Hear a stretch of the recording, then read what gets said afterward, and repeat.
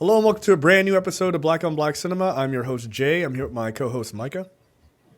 Hey. And Terrence. What's up?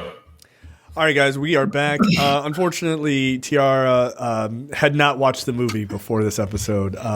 Conveniently, I would argue. Yeah. Oh, I didn't have a chance. Yeah, all right. So she, unfortunately, is not going to be back on episode 258, Mea Culpa. This is obviously the new Tyler Perry film, starring Kelly Rowland, Trevante Rhodes, Nick Sagar, RonReaco Lee, and Carrie O'Malley. Look, let's just get right into it. I'll go first. It's not good. It's not a good movie. I think that Tyler Perry's movies, are actually getting worse, if that is possible. This is probably his worst movie in quite some time, in my opinion. I definitely enjoyed Acrimony and Fall from Grace more than this. And then everything else is just sort of a dark memory that I try to forget the rest of those movies. But yeah, this one's pretty bad. It seems very lazy. I feel like I want to say that the acting is pretty good, but it's not. But I don't know that it's their fault, given what they have to work with. Kelly Rowland is fine. She's fine. Okay. Trevante Rhodes is an actor who we've seen in a really good movie, an Oscar award-winning film that I thought he was quite good in. He is not good in this. Everything else, like the script and everything, is really, really bad. I think my wife took more offense at this movie from the perspective of how they showed an artist. She got really pissed off. It's funny. That's really funny because my wife took offense to this from how they portrayed a lawyer. It's like, our occupations are being skewered in this film.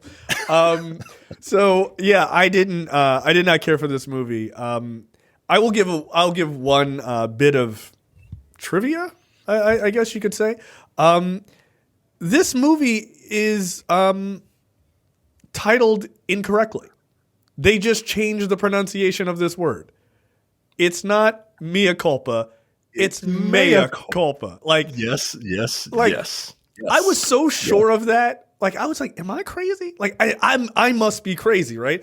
And before we hit play on the movie, I was like, hold on a second. And I pulled up YouTube and I was like, how do you pronounce this word? And the guy's like, it's not Mea Culpa, it's Mea Culpa. I was like, thank you. Now hit play for this stupid ass movie. You got the words wrong, immediately. That's why they get the word wrong. They changed it for just so the name would line. That was the woman's name. That was the woman's name. Although my wife, that did not go past my wife. She was just like, that's not how you pronounce that. That's not. And my wife usually will watch anything and not get mad about it. And my wife doesn't swear, right? She doesn't swear unless something is very irking, she's really frustrated. And this is the first time I've heard her swear in literally months. God damn. It's just there's one big sticking point in this movie that she just could not get over, and I was right there with her. And it was like, what the fuck? We'll talk about it. But it's so funny. There's so many things. I can't even imagine what it is. I don't even. I have no clue what she would have been that pissed off about, that she would break her fucking code of ethics after months. What the fuck? She's like, what the fuck is this? And she was like, I'm gonna have to talk to my friend who is also an attorney. And she's like, do you believe this? This is ridiculous. She was mad. She was just mad. I think I might know what you're talking about at this point. Because even I was like, I'm not a lawyer, but I feel like this is probably something that wouldn't happen. I feel like there may be a conflict here. I feel like you don't know that. Did either one of you go to law school? No, you didn't. You're speaking from a point of ignorance. You don't know what you're talking about. just unbelievably stupid. All right, I'll go to Terrence next. Terrence, your thoughts on this? All right. Well, when you're going into a fucking a Tyler Perry movie, like there's an unwritten contract that you know it's not going to be very good, but they're entertaining at the very least. The plots are always ridiculous. The scripts are always pretty bad, but at the same time, like you're going to be entertained. Like someone's going to be like over the top acting wise. Ding. Yeah. The script is like the plot's so ridiculous that you're just like kind of laughing through the entire thing. Take for instance, what was that? A Fall from Grace. That movie's very bad, directing wise. Like bad wigs, niggas like eating air and fucking diners and shit like that. But that's all funny, right? That's funny because that's what Tyler Perry does. This movie made me mad because through the first 3/4 of the movie, like it felt like he was trying to be serious, right? Trying to be serious. It felt like he was actually putting like effort into being like serious, fucking everything up along the way, but trying to be serious. And it was very boring. I was just bored. Like the dialogue. I agree. There's a lot in those first like 2.5 acts that are pretty fucking boring. Yeah, the dialogue is just none of it means anything. By the end of the movie, it's like, yo, this could have been 30 minutes long because no one said anything of substance besides maybe like 2 or 3 scenes that, further the story along. And that's the part that pissed me off. Like, I like to be entertained by, again, I don't expect much from this nigga at this point, and I think that's his grift. Like, he makes movies for like $10 million and they make a lot of money for him, and that's why he's a billionaire. And I commend him for that. He puts black people in movies that don't usually get a lot of work. That's fine. But nigga, Diary of a Mad Black Woman came out in 2004. It's been 20 years. You're not getting any better as far as like your script is concerned. The movie looked better. I will give him a lot of credit. The movie looked like a real movie this time. It looked like a real movie. Look, I got excited. I will tell you, I got legitimately excited when like the opening sequence, I was like, damn, this looks like this is in 4K. I was like, yeah, this good. It's cool. But then I realized it's like stock footage. Jay, that's stock footage. He didn't shoot that. I don't know. He did go on. I think he did a little bit of shooting on location in Chicago, right? I hope. Yeah. It doesn't look like it didn't look like Tyler Perry though. Yeah. The movie principal photography for the movie began on March 6, 2013, 2023, and it ended March 26th, 2023. So. Just under 3 weeks. Good job. Yeah, that's what he does. Just under 3 weeks. Gotta get it. Also, I swear to God, dude, I've seen these overhead shots when my Apple TV pauses for more than 5 minutes, and it just has a screensaver. This is what I'm saying, yo. This is stock footage, yo. Like I'm not buying it, yo. Like I almost bought it. I was like, this is pretty good. And it's like, I bet I can download this on Envato Elements. Like, nah, yo. It says there's a few days in Chicago, but then once they like zoomed into the psychiatrist's office and there was like footsteps on carpet, I was like, oh, okay. I don't know. Like I was listening to it with headphones, and you can hear her high heels clacking on carpet, and I was like, nigga, this is going to be a fucking doozy.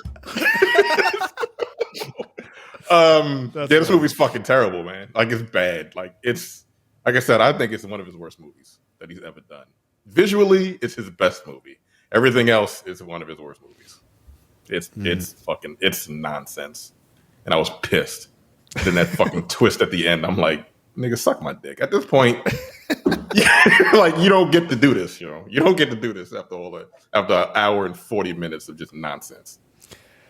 This movie's terrible. The ending is something else, to say the least. Micah, your thoughts? I actually really enjoyed the ending. It was fucking ridiculous nonsense, and that's what I wanted throughout the whole movie. Exactly. Like if you're gonna like, that's the problem that I have. If you're gonna do that, I want that through the whole fucking movie. Don't give me like being serious and then fucking. I was like, what are we doing right now? Like, say hello to an 18-wheeler for me. Like, what the fuck? All right. Okay. Anyway, this right. this cars this super serious legal drama for an hour and a half, and then fucking, you know, wacky racers. right. Yeah. Right. It's just like, Jesus Christ. All right. Like tonal whiplash, but okay. Like, I really wish that last half an hour was throughout the movie. Look, this movie's not good, man. It's not. And look, again, you know, we respect the fact that Tyler Perry has mastered the very simple to say but hard to master concept of buy low, sell high, right? He makes his movies for pennies and gets people to buy them for millions because of his built-in audience. But at this point, like, Tyler Perry is the equivalent of the Democratic Party, right? Just taking advantage of the goodwill of black people. Oh, I It was like, oh yeah, I'll do better next. I'll do better next time. I'll do better next time. And then next time comes, and it's just like, oh, Mea Culpa, guys. Sorry. Now you could go. Now you could go over to Tubi. It's a lot worse over there. Is it? Like, I don't know, man. Right. Some clips I've seen is I've seen titties on Tubi. Like, I don't know, man. They've got gold tennis shoes. We know how you people like that. So come on over. Look, man, all the acting in this movie is terrible, and it's terrible. It's unbelievable that some of these characters are unbelievable. They're super villains. They're just like, why did that lady just have a mustache so she could twirl it? You know what I mean? Like these people are fucking terrible, man. That's why I asked who was that actress, because I wanted to talk about it. I was like, what is going on? Like nobody would act like that. Kelly Rowland, look, I like Kelly Rowland. I think Kelly Rowland is incredibly talented. I think Kelly Rowland is getting better looking as she ages. But she's fucking fine as hell. Yeah, she's super fine. She's super duper fine. But goddamn, yo, like, they made her look like a fucking idiot, dude. Like, her character is so fucking dumb. It's just not. It doesn't look good. I don't like Kelly Rowland looking dumb, and that's what her character is. Fucking dumb. This dude who was Trevante Rhodes. Trevante Rhodes. What the fuck happened, yo? What the fuck happened? Yeah, you're better than this. You're better than this. You are, dude. Like, what kind of? I want to know what kind of direction he was given, right? Because at some point, me and my wife both looked at each other, and we both said, "He kind of sounds like a robot, doesn't he?" And it's like, yeah, yo, like he's trying to be seductive. He's trying to be seductive, but he's only talking like this, in monotone. Like, what the fuck, yo? Like, that's not. What are you doing? I did not understand his character was so fucking weird, man. Like, it was so bizarre.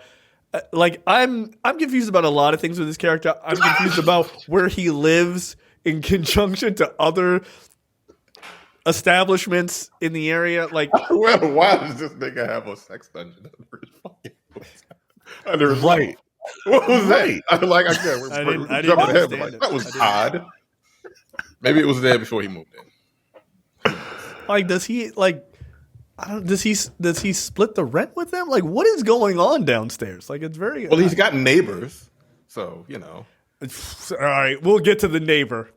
My name is Amber. Like, okay, I'm the next door neighbor.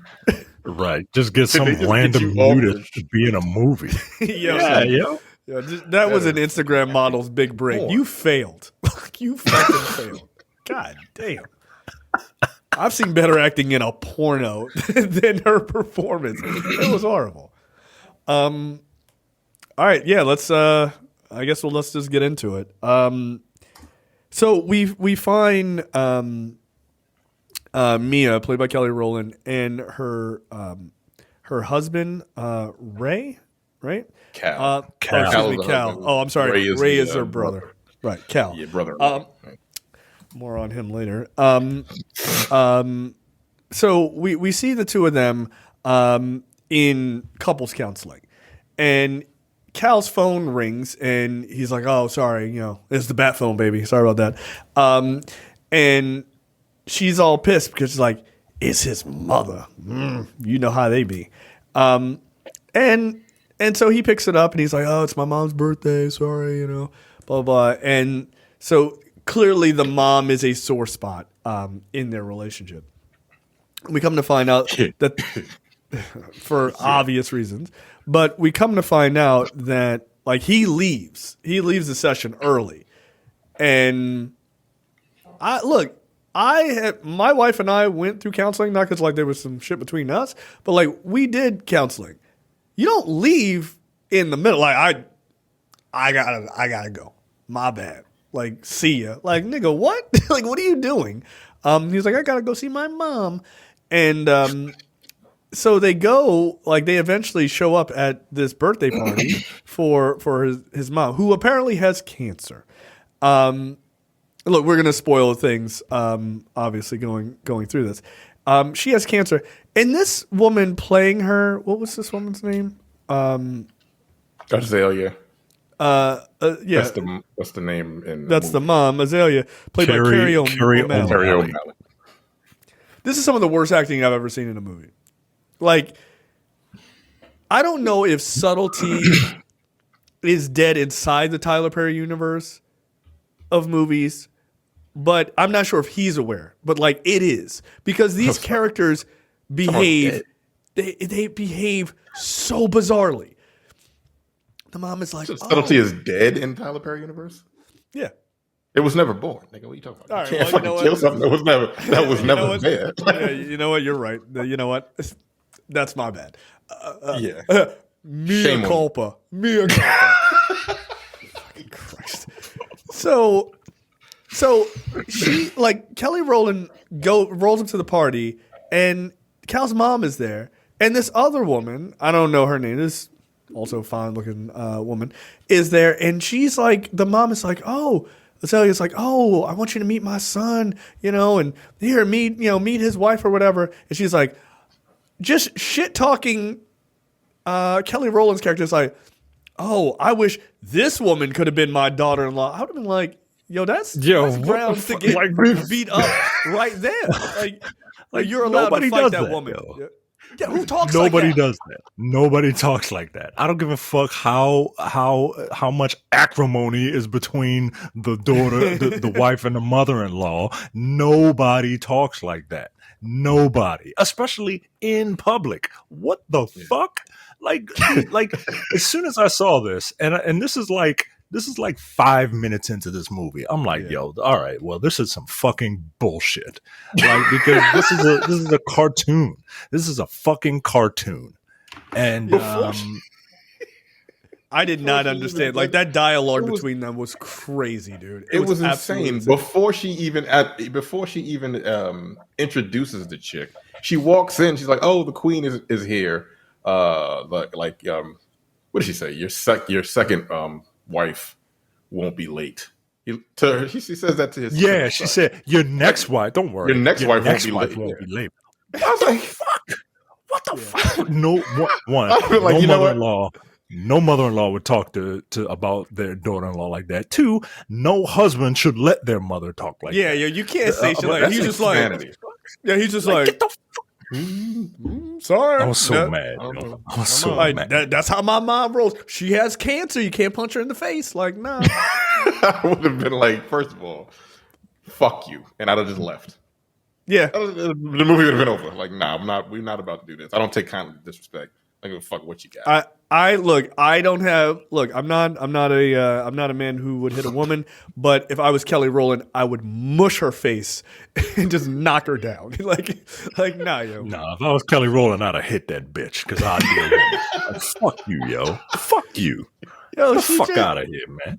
Yo, and then to add insult to injury, she's like, oh, everybody, we have assigned seats. Everybody sit down. She has her son sit next to this woman and then makes her daughter-in-law sit at the end of the table. Again, what is happening? Yo? I'd be like, Like, move that chair aside so I can fight my mother-in-law. Like, this shit is crazy. And like we get it, right? Like They don't like each other. you're not supposed to like this woman, right? But like it's like there's a whole trope of the in-law that you could subtly use to say, "Oh well, she don't like. Well, I don't think she really likes me." And then the mother-in-law could be like some snide comments, not. I can't wait for you to divorce this bitch right here that I'm pointing at and marry this beautiful woman who was your childhood friend. Like, what the fuck? Like, there are degrees to this shit. You know what I mean? Like, God, God, yo. Is there anything like this makes a Lee Daniels movie look like just like whispers of subtlety. I mean, it is unbelievable because the very next scene, the mom opens her gift from her son, Cal, and it's like, oh, it's a Rolex. Oh my God. And Kelly Rowland is like, nigga, how did you get the money for that Rolex? He's like, I sold your piano. That's a real line that happened in the movie. I sold your piano. I didn't tell you I sold a piano. A piano? You didn't notice a piano was gone?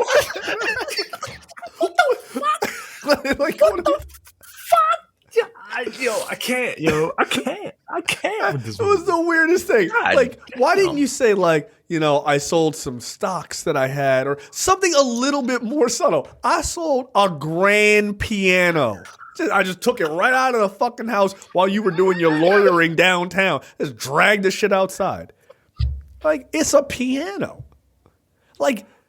It's something people are like, oh, I play the piano. I bought a piano. It's very nice. No, this nigga was like, I sold it for a watch for my mother. Not 2 watches, not a gift card, so you can buy multiple things. A watch. Yo, get out of here. Get out of here. That to me was one of the wildest fucking things I've ever heard. And he tells his mom, that's from Mia and I. Nigga, that's from Mia. You saw her piano, dude. Like, come on, man. By the way, this white woman is wearing a terrible wig. Now, I don't know if it's horrendous. Now, maybe because she's lost her hair because she has cancer. She's cancer. She has cancer. Right? Cancer. Right. Like, the second they said that shit, and I saw how cartoony this bitch is, I'm like, well, this woman obviously does not have cancer, right? Like, this woman obviously does not have, like, obvious villain is obvious. And we say that in movies that actually know how to weave a subtle story. We see obvious villains being obvious villains. But Jesus fucking Christ, man. Like, you could, like, this thing is, like, I didn't trust that whole family throughout this whole movie. How could you? Go ahead, Tim. I'll tell you exactly when I figured out the ending. 6 minutes and 50 seconds into the movie. Because like there's a line that the brother-in-law says. She's like, yeah, my wife bought 2 of his paintings. I didn't want her to buy any, right? And he looks at her like a fucking villain. I'm like, well, they did it. I don't know what they did, but they did it. And I'm just like, I just got to see how he's going to figure out how he's going to like weave everything to make them be the people that did whatever the fuck they did. 6 minutes and 50 seconds into the goddamn movie. This movie's 2 hours long, my nigga. Look, I will admit I did not figure it out that fast. But I will say this. I immediately said to my wife, I was like, they're talking like they have a secret.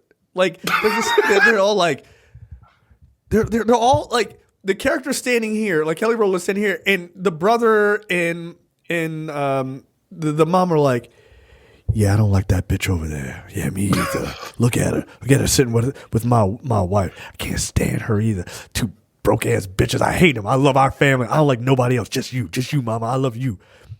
Oh, guys, you guys want some wine? What did the mother do? Why are they so rich? I mean, why are they so like? I don't know. The brother is. I have a theory. They killed the father. They all 3 of them killed the father. Maybe the father. Yeah, maybe the father was wealthy. Yeah. Okay. Yeah, they killed him off. And, like they killed the nigga off. Yeah, because Menendez brothered him. I don't know. The son Kelly's husband, Cal, is an anesthesiologist.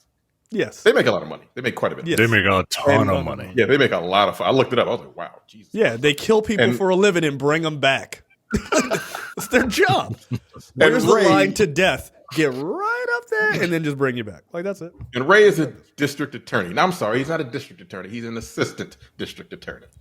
He's not even the district attorney. He's not even the head nigga in charge. Yeah. So, and they don't make that much money. They don't make as much as you think. But he was running for mayor as the assistant district attorney. You know what? Yeah, you can make that leap. Yeah, you could just jump right over the assistant. Cool. You know. Sure, Tyler. Anyway. Yeah. So, Kelly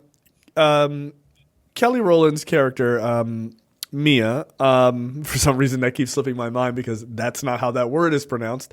Mia's best friend is Ray's wife, right?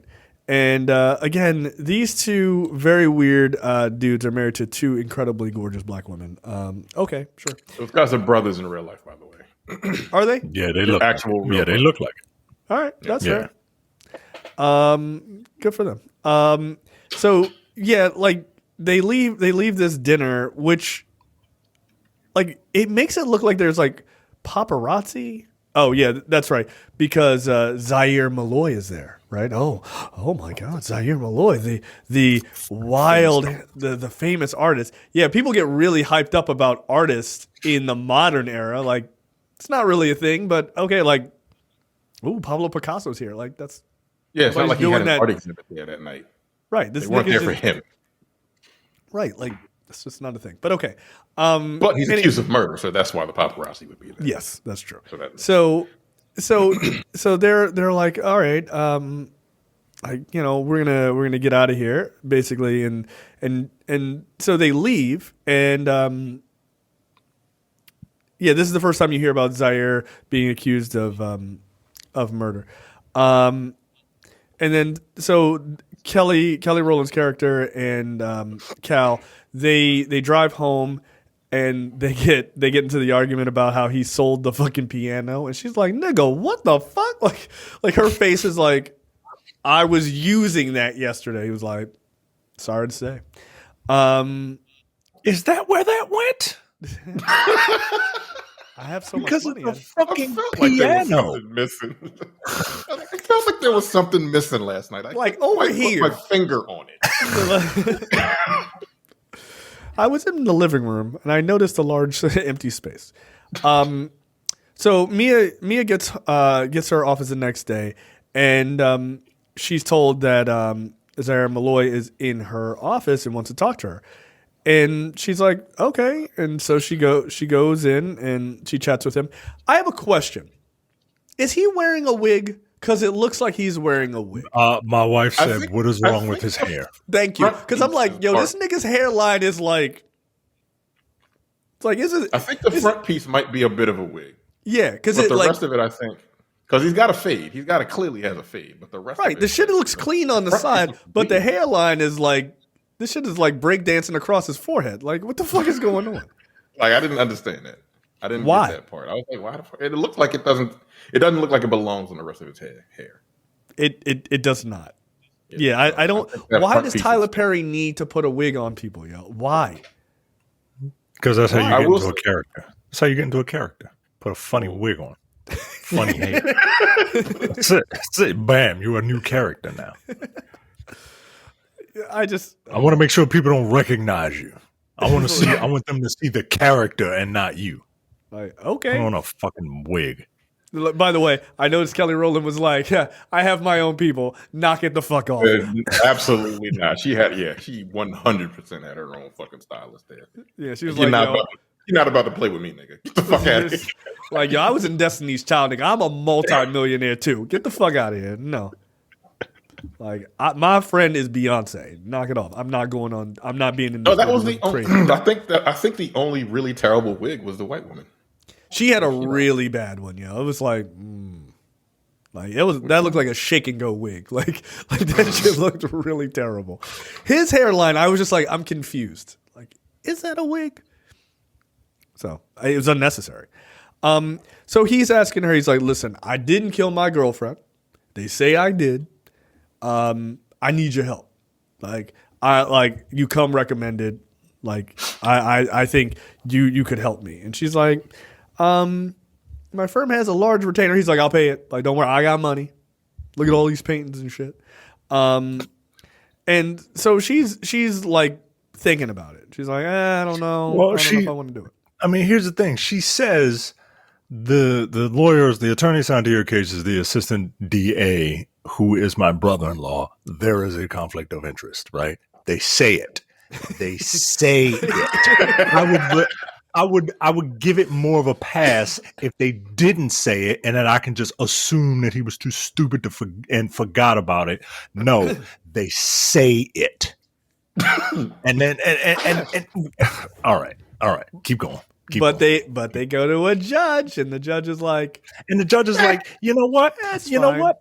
I could see how this would be a bit of an issue, but I'll allow it because it'll make for good drama in the courtroom. What the fuck?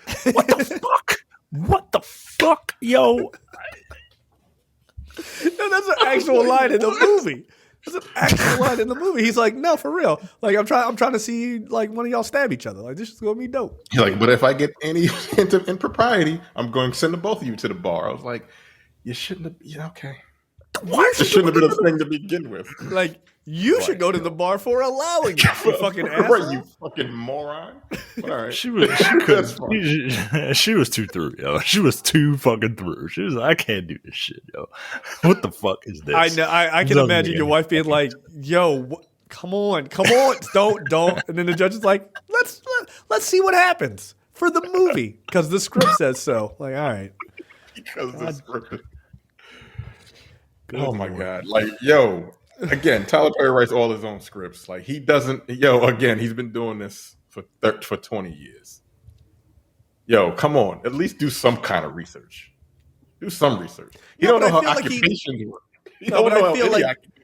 But I feel like he knows, right? He knows. That's why he named it. Like, he's aware of the conflict. No judge would do that. They'd be like, nah. You like either you got to leave the case or you can't take the case. Like, you got to recuse yourself. One of you got to recuse yourself.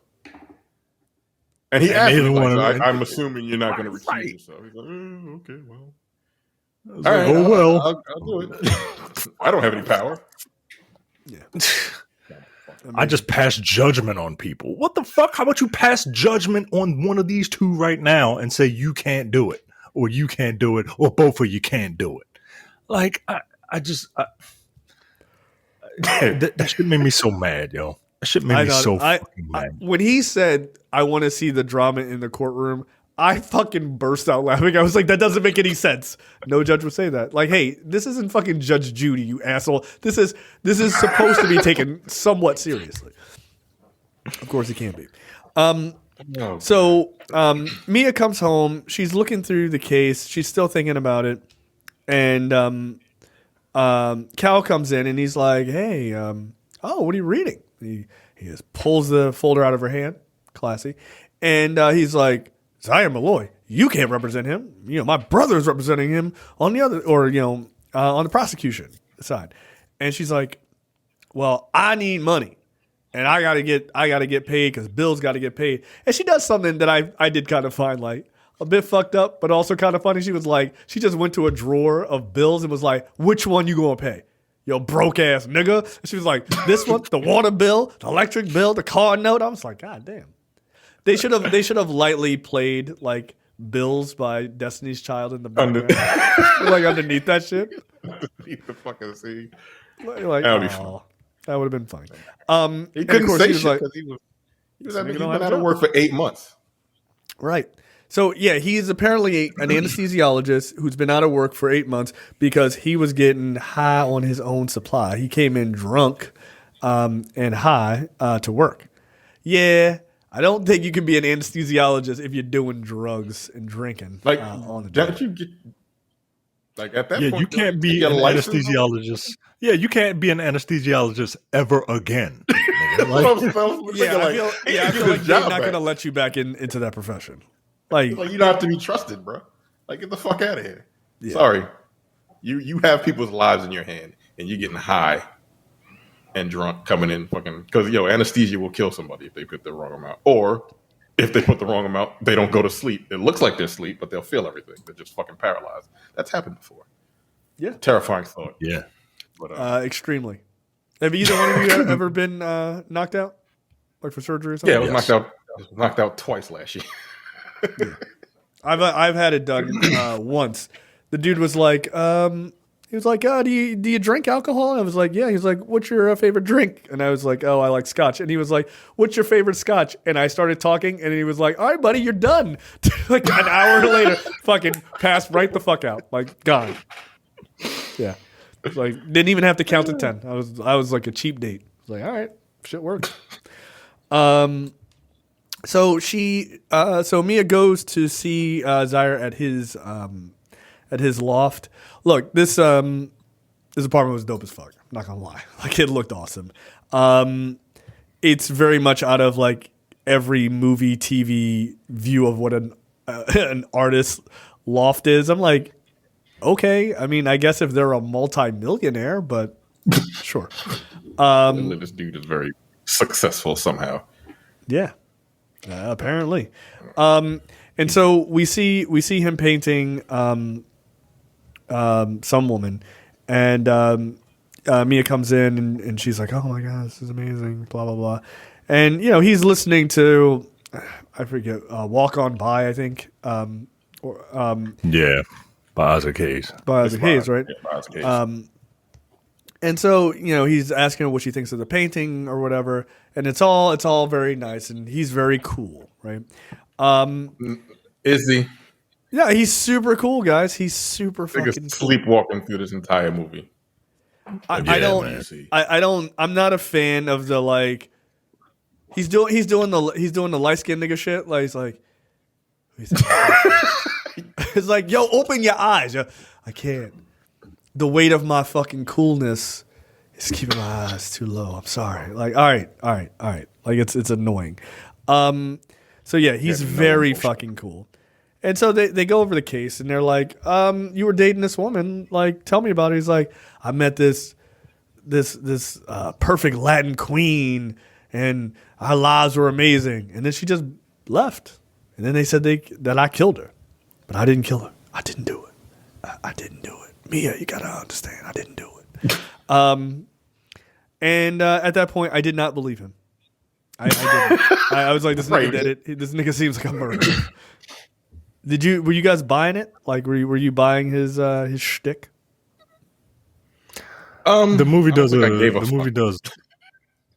does an admirable job of making you think of using him as a red herring. Like, it does a good job because, especially for what I perceive the Tyler Perry crowd would be used to, right? Like, oh, this nigga having orgies. Of course he's evil, right? He's the devil, right? Like, he's dark skinned. I mean, what? But right, he's dark skinned, right? But the fact that those cartoony ass beige niggas and their fucking redheaded mother are so evil, I'm like, all right, well, if Trevante Rhodes' character is evil, he's working with them somehow.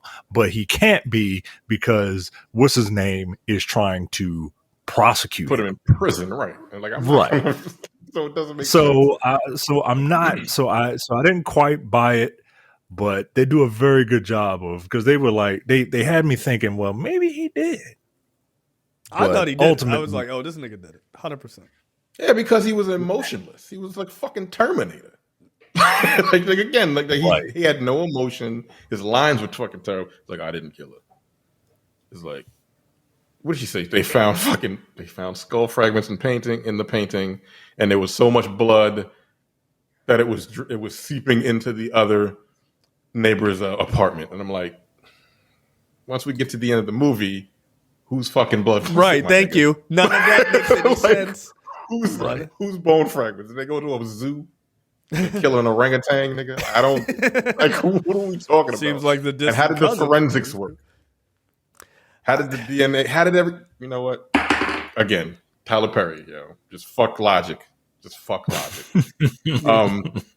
But yeah, they did attempt. But the only reason why it seemed like he did it was because like he had a I don't give a fuck about anything attitude through the entire movie, and I'm just like, well, I don't give a fuck if you did it or not.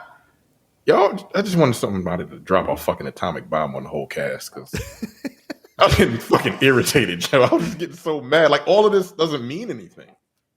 By the end of the movie, none of this means anything. No, it doesn't, and it is a huge red herring. And I agree with you. Like, why were we even there? Like, why were we at the loft at all? Except, why? Yeah, she shouldn't have been there.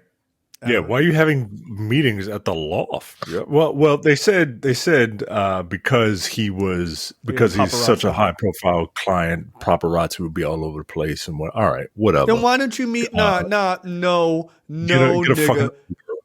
Yeah, Uber Black or Uber X, whatever. I don't know. Like, take his ass to an office building and you meet him at the office building. It's not that difficult. O.J. Simpson murdered people and that nigga had a lawyer. They didn't meet at O.J.'s residence. Like, no, knock it off. Like, oh, he's going to meet with a lawyer. Is the paparazzi in the meeting? No. Okay. Are you being his lawyer? Is that a secret? No. What the fuck are we talking about? It's dumb. So, Mea goes to have dinner with her in-laws and her husband, and so she's like, oh, or no, I'm sorry, she comes home and the mom and her brother-in-law are at her house, and she's like, oh, I didn't know we were having company, and it's like, yeah, these two niggas are here, and this is part of what I was talking about with their scene. They're just like,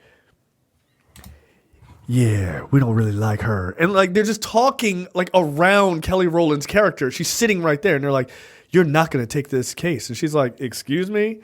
And she just looks at her son like, that bitch ain't going to take this case. Like, yo, I'm sitting here, yo. Like, it's, like, yo, I will mush your face, yo. I will mush you. I will mush your old She was like, oh, you're not eating. You're insulting my cooking. Like, fuck you, lady. Get the fuck out of here, man. I just came home from work. I still got my work clothes on, bitch. Like, goddamn. Yeah. Yo, it was so ridiculous. Like, yeah, Mea in this movie, again, Kelly Rowland in this movie. Ain't you supposed to, like, you're a lawyer and you make a lot of money and you're supposed to, like, why do you just let her talk to you any old kind of way? Like, why do you allow this? Yeah, it doesn't make any sense. I don't get it. I agree with your earlier assessment. Fuck you, and then just walk out. Also, you're in my house. You're in my I'd be like, house. yo, your son is broke, nigga. Right. I would have been so mad. I'm like, yo, this nigga ain't working any money. I did that shit. Why did I get married shit? Yeah. Right. Yeah, I'd have been like, yo, your son ain't worked in 8.5 months. Boom. And got up and left. Fuck you. Right. Yeah. I want a divorce. Like, yeah, like, one. You're not gonna give me money. It's like, well, you like, got none. So look, I like, oh, you want a prenup? Go ahead, I'll sign it. Prenup. I'm just laughing in his face. Get out of here. But I mean, the whole thing of you allowing your spouse to be talked to by your in-laws like that. Now that's grounds for divorce, yo. That's grounds for divorce. Like, I'm not gonna like. I can't imagine my father-in-law being like talking shit. Like, I'd be like, yo, relax. Like, this is insane. And my wife being like, I mean, that's just how it goes. Like, no, you're not gonna talk to me like, especially in my house. Like, I'd grab you like that John Wayne clip, to grab you, throw you out the fucking front door. Like, get out of here. It's insane. I'd beat that old lady up if I was her. So yeah, they're basically like, her brother-in-law Ray is like, how's work? She's like, oh, same old. And Ray's like, any new clients? And she's like, she looks over at Cal like, you son of a bitch. And that's when the mom is like, you're not going to take that case. And I'd be like, you have no power here. She's like, you don't tell me what to do. She was like, you're a part of this family now, so we have a say. and we say you ain't doing it. Like, all Like, right, all right. That's not how shit works at the fucking. You get the fuck out of here. Yeah. I'd be like, no. Like, don't make me. When snatch that dude little said stuff how's off work, of you. I'd have been like, work's great. Hey, Cal, how's work? What you do? What you do? How many people you put under in the last 8 months? Oh. Like, why you bringing up old shit? Like, get the fuck out of here, yo. Don't do that shit to me, yo. Don't fucking ambush me. Don't ambush me. Okay? Don't ambush me. Man, as close as they are, how the fuck do they not know that he hasn't worked in 8 months? What is he doing? Right. I think. Right. Well, he's giving her Rolexes by hawking grand pianos. This is a foolproof plan for anybody who's out of work. Steal a grand piano. Just fucking, just flip a grand piano, guys. Flip a grand piano. It's the subtitle of this episode. So basically, Ray is like, look, you saw the Discovery, baby. Like, I'm running for mayor off of this shit. This is a slam dunk. But if you want to represent him, best of luck. But old Ray Dog over here, I'm gonna kick that ass in court. And she's like, first of all, like let's back up real quick. Ain't no body. There's no body, right? There's no body. So there was so much blood. It didn't match her DNA matched. First of all, it probably didn't. There's no way in hell. After once you figured out what the hell, and then there's no body. Like, where'd you put the body? I live in Chicago, and I live in a loft. Where did I put the body? How did I get the body out with no one seeing it? I mean, I guess you could take it. When did I do it? I mean, in fairness to Zaire, I mean, there's definitely a possibility. After hours, you could just walk it down to your local sex dungeon club, Hellfire Club. That's in the basement of your fucking building. Why is it there? I don't know. And then just get rid of it, right? Like, there's all sorts of weird things. Is Zaire Malloy related to the devil in the Misadventures of a Marriage Counselor or whatever? Like, is he related to him? Like, I feel like maybe he is. Can he be like? That's not a slam dunk case if there ain't no body, right? That is correct. It can't possibly be a slam dunk case. Not only is it not a slam dunk case, but what was the DNA evidence? Like, again, if you know the ending, it was a grand conspiracy. It's a grand conspiracy. You see, the evil family found this Mexican woman or whatever she is, right? And they said, all right, we're gonna take pints and pints of your blood so that we can frame a random guy that cheated on that my wife cheated with. And we're going to convince that guy to cheat on my brother's wife. And it, like this, like when you say it, but it doesn't make sense. No, but all of that is possible. All of that is possible. My question is, and Terrence asks this, where did the skull fragments come from? Can we borrow some of your skull fragments? What? No. Can I donate blood? Sure. Let me knock out some of your teeth. Yeah, Can I knock out some of your teeth? Can I just scrape a little bit of your skull in the back? Like, just a little bit. I don't need much. I just want to put it into a painting, and then they can find that later. Why would they have searched the painting for skull fragments? What cop was like, wait a minute, are there skull fragments in this? Hold on a second. Like, stuck in the painting? Why would that be a thing? Up? Who went into the loft to set this up? Who had the keys? Who did? Like, I guess did the girlfriend have it? I guess. And they gave her a bunch of money to do it. They didn't give her any money. You know what? Again, you think about this for 10 seconds and like it just falls apart. Michael, what do you always say? All you have to do is ask one follow-up question in the logic collapses. The easiest way, I'm paraphrasing someone else, the easiest way to expose an idiot is to ask a follow-up question. And that's it. That's it. Yeah. Like, Huh? if you're gonna create this legal thriller, like you gotta have like your case thought out, right? Like if you're gonna do a movie about a crime, you gotta like know the ins and outs of that crime. You have to essentially, if I did it, this is how I would have done it, right? Like it's like, can you imagine? Like I'm old now, so I'm into like whodunits and mysteries and shit. Right. Can you imagine Tyler Perry writing one of those?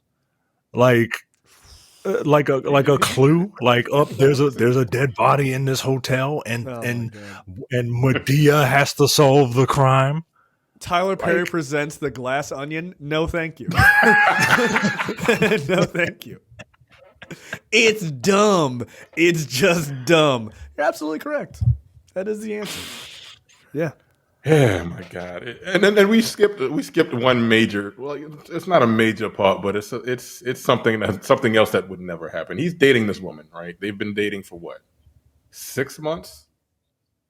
He took out a $3 million life insurance policy on a Yes, on a nigga. girl. I thought I think I sent that in the. Yeah, in you the did. I think you did. Yeah. I couldn't believe it, yo. I could not believe it.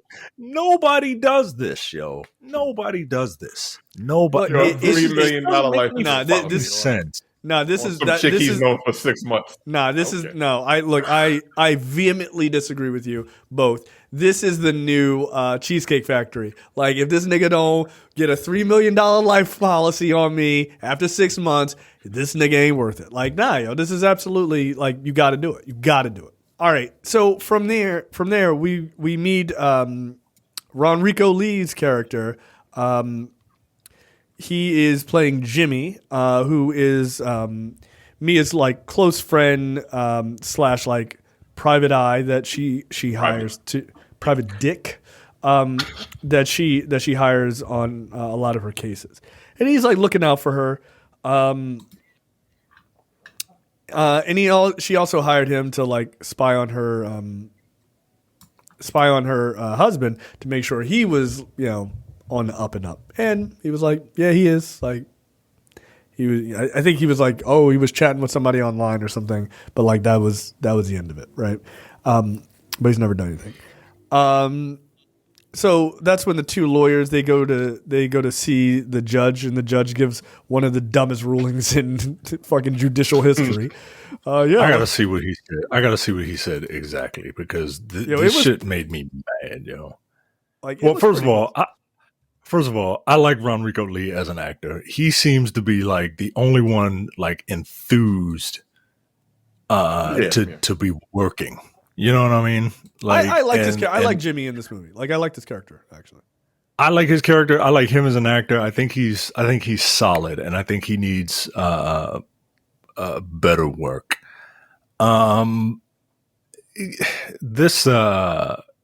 This incompetent ass judge is, well, it's obvious that this animus will make for terrible bedfellows. So I think I'm going to allow it. What? That is what he says. That is what, all this animus is really going to be distracting. So I'm going to allow it in the case. Oh, yo, I can't. This is what we're talking about, yo. This is what we're talking about, right? This guy doesn't respect you as an audience. He doesn't respect you. Like, anybody who has seen 3 minutes of Law and Order knows that what conflict of interest is, right? So it wouldn't even be entertained, right? Like, if the movie itself didn't mention it, I could just write it off as, oh, this dumb nigga just doesn't know about lawyering, right? No, they make it a point. They make it a point to say it. The characters say it. The hero character says it. The villain character says it. They go to a judge who says there's a conflict of interest, but that judge says there's a conflict of interest, and it's going to be terrible for the for the case because there's going to be a bunch of shenanigans, but I will allow it. Nah, yo, he just doesn't fucking respect you. Like, that's it. Yeah, He doesn't respect you as a viewer. And this is fucking for someone who has as much power and as much sway and is as successful as he is.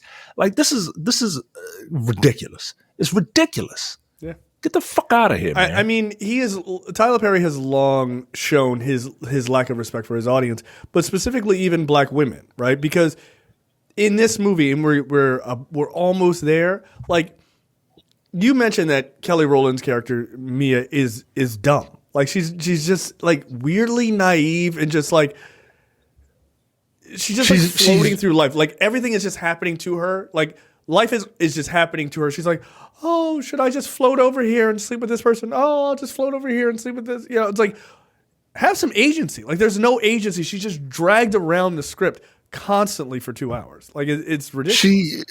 She is a person that comes off as tough and assertive, especially when talking to Zaire, and confident. But the second she gets some dick, then it's just like it scrambles her fucking brain. And I believe the actual term, scientific term, is dickmatized. apparently, and it's just like they. That's what they say. This character is. I want better for Kelly Rowland. This character is dumb. Oh, yeah. Yo. This character is. This character is fucking stupid. And what's worse is she doesn't know she's stupid. She doesn't know she's stupid. And that's not. This ain't cool, man. But it's I mean, just look. not. Terrence pointed out he's been doing this for 20 years. Diary of a Mad Black Woman. That character is made to be an idiot. She's made to be an idiot. And she's sleepwalking through the script as well. Like, I know that people think that his movies are empowering for his particular audience. And it's more so that they're aimed at a particular audience. But it's not empowered. Like, I don't ever find that his movies are empowering to black stories. I never think so. And this is less like lampooning. It's just, like you said, it's just like this level of disrespect that he doesn't even assume that your media literacy is at the bare minimum. That he'll spell something out as a conflict and that it doesn't make sense, and then he'll do it anyway. So yeah, I'm in total agreement with you. So yeah, they leave the judges' chambers where they're just like, you got the go ahead. So Jimmy and Mea meet with Zaire, and Jimmy is like questioning him, right? Like, really kind of giving him some hard questions, like, oh, yeah, like, did you get some rough sex? Like, did you beat on her and all that stuff? He's like trying to rile him up and see if he can get any sort of emotional response out of the guy to kind of get a sense of who he is. And basically after that, he's like, look, this guy's either the greatest actor of all time or he's a sociopath. Like, I think he's a sociopath. Like, again, he's doing the light skin eyes shit, and he's like, I didn't do it. That's it. Like, all right. I didn't kill her. Like, all right. All right, Shaq. Like, I get it if that's I get it if that's the direction, right? If you're told it has to be, dude. He's a better actor than this. Right, but if you're told that you have to be cold, you can be cold and not a robot. Like, you can be disaffected and not a fucking robot. One of us on this podcast doesn't feel feelings, and he's not a fucking robot. So I don't get it, yo. I don't get it. Here's the thing about his acting, because again, I've seen him in a lot of good stuff. He was in Moonlight. He played Tyson in that Hulu. Like Mike Tyson didn't like it, but he was actually very good in that series, in that Tyson series. And Mike, I think it was called Mike. I saw him in another movie. I think it was like The People versus what's that singer's name? Holloway. The old jazz. The United States versus Billie Holiday. Yeah, he was good in that. I've seen him in a very. He's a good actor. He is a good actor. He should have been Jonathan Majors before Jonathan Majors blew up. Honestly, but like, and I know he's a better actor than this. But it seems like it's like, I need some work, so I'm gonna do this Tyler Perry movie.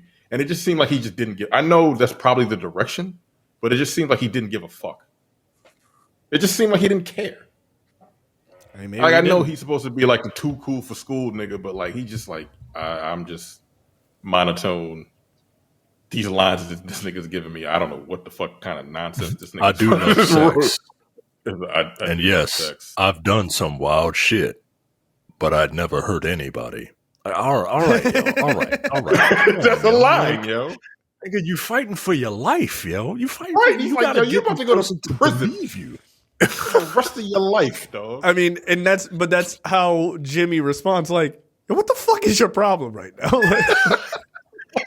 It's like, yo, you should have a little bit more urgency than this, dude. And like, if I was him and this is my lawyer, I'd be like, I'm gonna die. Because like what has she done to show him that she's a good enough lawyer to get him off? No pun intended. To get him look like Kelly Rowland. That's funny. Yeah, he's like, this is fine as fuck. Surely she can help me. She hasn't done anything to prove that she's a decent lawyer. She ain't done shit. She just asked him a bunch of questions. Like, she's showing up at his house. First of all, you shouldn't have done that. It's just like, come on, man. Yeah, I'd have been like, I need a new lawyer because I don't know what the fuck you doing. Look, if I was her, I'd be like, I need a new client. This nigga sucks. He was guilty. Get out of here. Yeah, it would have been like, it would have been an amicable fucking breakup because like we are both very bad for each other. Yeah, it's not working out. So then one of the more important scenes, RonReaco calls from, I think he's in Mexico, and Kelly Rowland is in a bra, so that was pretty good. Yeah, we finally get a little bit of eroticism in this legal erotic thriller. Like, god damn. No color of night. Color of night. Wow. So he calls and he's like, look, I'm looking around. I see a lot of Mexicans down here. This place is practically crawling with them. So I'm gonna keep a lookout. It's like, nigga, you just at the bar, yo. Like, knock it off. So we see Cal apparently getting ready for work. Nigga, what are you doing? What are you getting ready for? Like, you ain't going nowhere. Getting dressed. Put your pajamas back on, nigga. You ain't got no job. So he's like, I guess it's at night, and he's trying to make something happen. And she's like, no, because your mom's a bitch and you're cool with that. So get out of here. And he's like, I'm trying to get back there. You know, remember when I used to have a job and used to blow your back out? I'm trying to get back there. She's like, no pun intended. And so he's like, look, I really don't want you to rep Zaire Malloy. And she's like, yeah, I'm going to go ahead and still do that. So fuck out of my face. And he's like, please, can I just have a morsel of pussy? And she was like, no, get out of here. He's like, all right. So then she goes back to Zaire's place. And I think this is where he starts being a real fucking piece of shit. And he's like, aren't you attracted to me? You seem like you're attracted to me. Is that a little bit later? And so like he's painting, and like he's basically painting her, and he's getting her to paint a little bit. Again, my wife is like, this shit is super annoying as an artist. Like this idea of how he is, like, because she went to art school, so she's like, she knows 1,000 guys who tried to be like this. She's like, no, this shit is ridiculous. Like, this shit seems mad corny to me. Like, is this because like, it is? Fall for this? Like, she fell for this shit. I'm like, look, I know the nigga's handsome and all that. Is that all it takes? Because this nigga, like I feel again, like Tyler Perry is like. I feel like the handsome part is doing a lot of the heavy lifting from his cornball ass, like, paint by numbers bullshit. Like, I think we should sip and paint together. Nigga, get out of my face. Like, get out of my face. You're a grown ass man. And so he's like, he's takes her literally squiggly guiding line. her hand. He's literally got, don't question it. Oil pastels. Who cares? Who cares? Who cares? Right? And she's like, wow, he's holding my hand. This is really turning me on. It's getting my juices flowing. All right, whatever. She's thinking Like, about this guy. I'm done. And he goes, artist objective. It's a blue line. He's like, I think it's beautiful. It looks beautiful. I'm like, nigga, it's a line. What the fuck are you talking about? like, fuck off. Like, I don't like, you know what? You need a new lawyer. Because you're a cornball. And I don't like cornballs. Yeah. So while she's at her office the next day after she had finished thinking about Zaire all night, Cal shows up and he's like, hey, I'm wearing a turtleneck. Check this out. And he's like, I brought you flowers. And she's like, oh, thanks. And her white assistant's like, black love. Yeah, apparently she was so hot and bothered by that squiggly line sipping paint that she came home and fucked shit out of Cal. And that's why Cal showed up the next day. Like, are we good now? Because I would like to do that again, please. I mean, look. I get it. Look. I mean, that's kind of my attitude when I have sex too. I would like more of that, please. Another one. Look, I got to tell you, in this moment, in this scene, if I was Cal, I'd have punched this nigga right in the face, like 100%. Oh, nigga. Yo, I was furious. Oh, Zaire walks up. That motherfucker. Zaire walks up behind Mia and like touches her lower back. I'd be like, I'd slide her physically to the side and I'd punch that nigga right in the face. Are you out of your mind? Touch my wife? The fuck? We just had sex. That was the craziest shit I've ever seen, dude. Nah, yo, last night I was in there. Like, no, you ain't gonna be touching my wife's lower back. The lower back? Nah. You could be like, hey, how's it going? Like, that's cool. Like, not the lower back. Knock it off. Nah, yo, that's way too familiar. Nah, nope. Yeah, well, there'd have been some furniture moving in that motherfucking in that legal office. I mean, through that nigga through that glass window. I don't know what floor they're on, but nah, you ain't gonna do that shit in front of my face. Nah, that's crazy. I would have reached for the front of that fucking wig and pulled that shit back immediately. Like, no. Nah, yeah. I was like, I got upset for him, and this nigga is a villain. I was like, nah.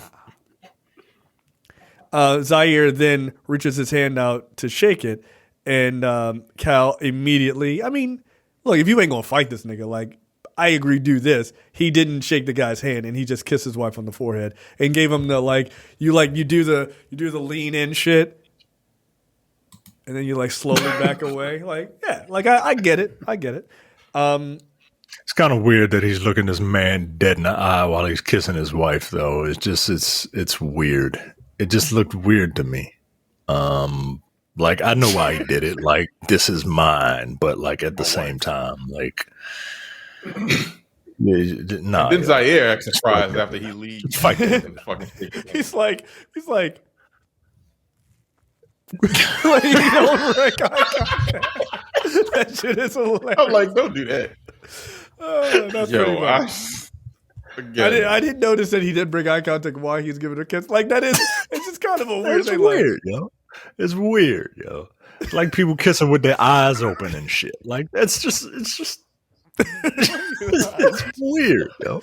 No, only one of you can have your eyes open. If both of you open your eyes, you're two psychopaths. And you don't deserve to be together. Well, the problem is, you're cross-eyed. You're so close together, you look ridiculous. When you so you're like, you know what? You look fucking weird, bro. I'm gonna just go ahead and, I can't. No, I don't like. I'm like Jerry Seinfeld. Like, I don't like a close talker. Like, that shit makes me very uncomfortable. Like, back up. I need to be able to see your whole face. Like no, thank you. So he comes to the office, touches her lower back, doesn't get beaten up, which is weird. And then he's like, I don't like this office. Come to my loft. It seems like it's too much of an office. I don't like this shit. It's too uptight. It's too stuffy. I don't like it's an office, nigga. and then just leaves. And he's like, Give me back just my come. love. And then she just goes. No. Again, she's an idiot. Like this dude is charged with murdering his girlfriend. Murder. And you're like, oh, I can't wait to be alone with you. No, I'm gonna have what do they call him? What's a legal assistant? A paralegal? Somebody standing next to Why him. the fuck doesn't she have a team with her in this movie? Why the fuck doesn't she have a team? Why is it just her? Yeah. Is she a partner in the firm? Like, is it her firm? She I don't wants understand. no, she wants to be a partner. Like this is how she's gonna make a name for herself. So that's what. Where's the rest of the niggas at in this bitch? Like she seems to be doing. I don't know. She's doing a lot of heavy lifting on this very, very large legal case. Like very high profile, like O.J. Simpson level case. Can you imagine O.J. Simpson having one lawyer? Yeah, he meets at his loft. Like, all right, nigga, come on over to the loft. We can throw the ball around. Like, no, nigga, come to the office. What the fuck? I don't trust you. You crazy? So weird. Yeah, it makes no sense. And so she gets there, and he's like, "This is where he's like, yeah, I find you very attractive, incredibly attractive. I like the way the small of your back feels in my hand. Yo, if I was Cal, I would have come flying through the window at that exact moment. Yo, like we gotta fight right here, my nigga. Yo, you saying wild shit to my wife, yo. Like get out of here. It's like I'll hug you because I like the way you feel. Nigga, don't ever touch me. Admit it. You find me attractive. Like yes, T800, no, I do. What are you talking I'm trying to, no, you're lying to me. I can't trust you. I want a new lawyer because you're right. I'm like, what the fuck? All right, bye, nigga. Bye. It's It's Chicago. I'm pretty sure I can find another fucking murder suspect in Chicago. I'll be all right. Oh no. Yeah, this dialogue. I'm like, yo, what the fuck is wrong with Tyler Perry, dog? It makes What is wrong with this? Yo, he is a sexually very repressed person. You know? Like, excuse me while I play my one Isaac Hayes song. Like, all right, nigga. Over and over and over. God again. damn. So at this point, he's like, I can't trust you. And he's like, I'm, I need to cool off. I need to like calm my nerves. Okay. And she's like, you can't go out. You're too big of a name. Blah, blah, blah, blah. He's like, I'm not going out. She's like, you can't go out. And so they just have a weird rabbit, cat and mouse sort of game where he's walking around the place that he lives, like this building, and he just happens upon a sex club in the basement of his building. It's what? Nigga, Like, the red light is like shining through the fucking door as he goes into. Right. It's like the opening scene in fucking Blade. Nigga, I thought they were about to go into a dark room. Like that's like Right. the developed film. Like what the fuck? Nah, yeah, this is where they had that party in Blade. Like this was that first scene, and everybody was going crazy and shit. Yeah, again, Tyler Perry has really a weird sort of psychosexual relationship with. When it ain't about church and shit, he goes crazy. He goes crazy. Yeah. Like why is it's the stereotype, right? The people who were brought up in the church, they're fucking sexually repressed and shit, and then they go to college, and then oh shit, they become porn stars and shit because they he's got that thing. Plus, I think he might have had some bad shit happen to him as a child. He did. I actually watched his documentary on Amazon. It's pretty good. And when you watch that, a lot of this shit makes sense because his childhood was wild. It was pretty fucked up. It's all on screen. It's all up there. There's for some reason there's a person dry humping with a pair of jeans on. Okay. Yeah.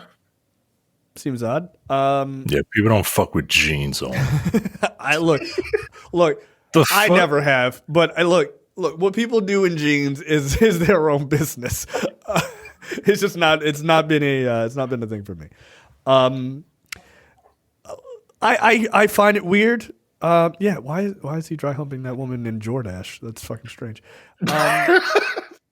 Like it's like going to the gym in jeans, right? Like Equally what? as insane. It's Like weird. Yeah. It's crazy. Like, bro, did you just like leave the farm? Like you ain't have time to go and put on some sweatpants and some shorts? Like, nah, jeans only, baby. Like that's all I got. Like, all right.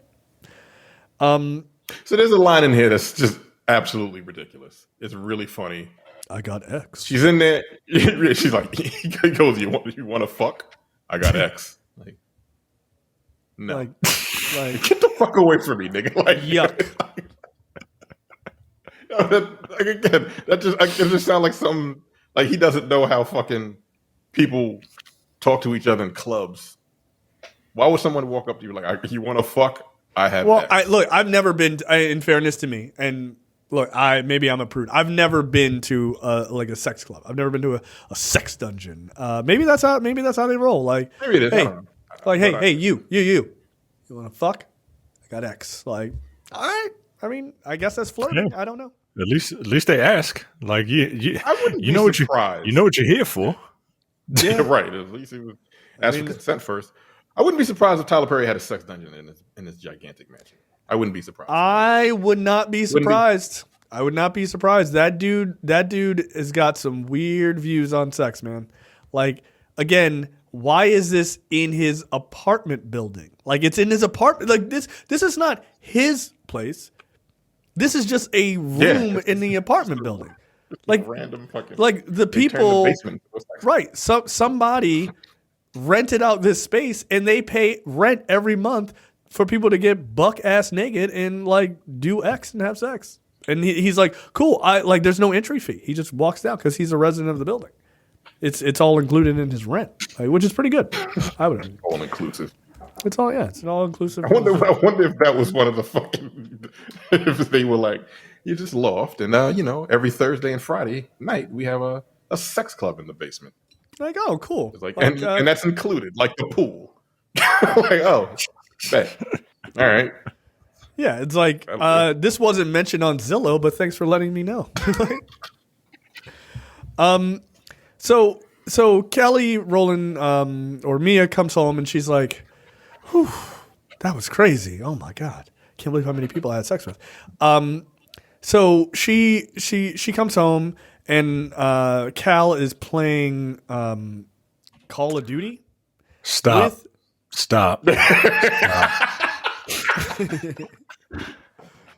I just The fucks screen- me off. As the a screen gamer, don't look I like was that, very yo. upset. The screen don't look like that. Okay, No, it it really doesn't. does not. You don't see the It doesn't person look. as You you're don't. playing video games. Yeah, yo, it's not fucking. It's not. A Some Skype. right. You don't see the picture of the person in the corner. Like it's quite distracting. If I'm being perfectly honest. It really made me mad. Yo. Like, it just made me mad. You don't know that. Yo. Like no kind of research, yo. No kind of research. Like I get it. You're trying to let it be known that he is playing a game with his childhood friend that the mother wants him to, marry. Or I get it. You could say, "Oh, damn, yeah, Mia, whatever the girl's name is, Jenna, I think. Oh yeah, Jenna, yeah, to your left, Jenna. Like you could say that without having this person's picture. It just Look. Yeah, so I was like, that's not how that works. Okay. I'm going to defend Tyler Perry here for a second.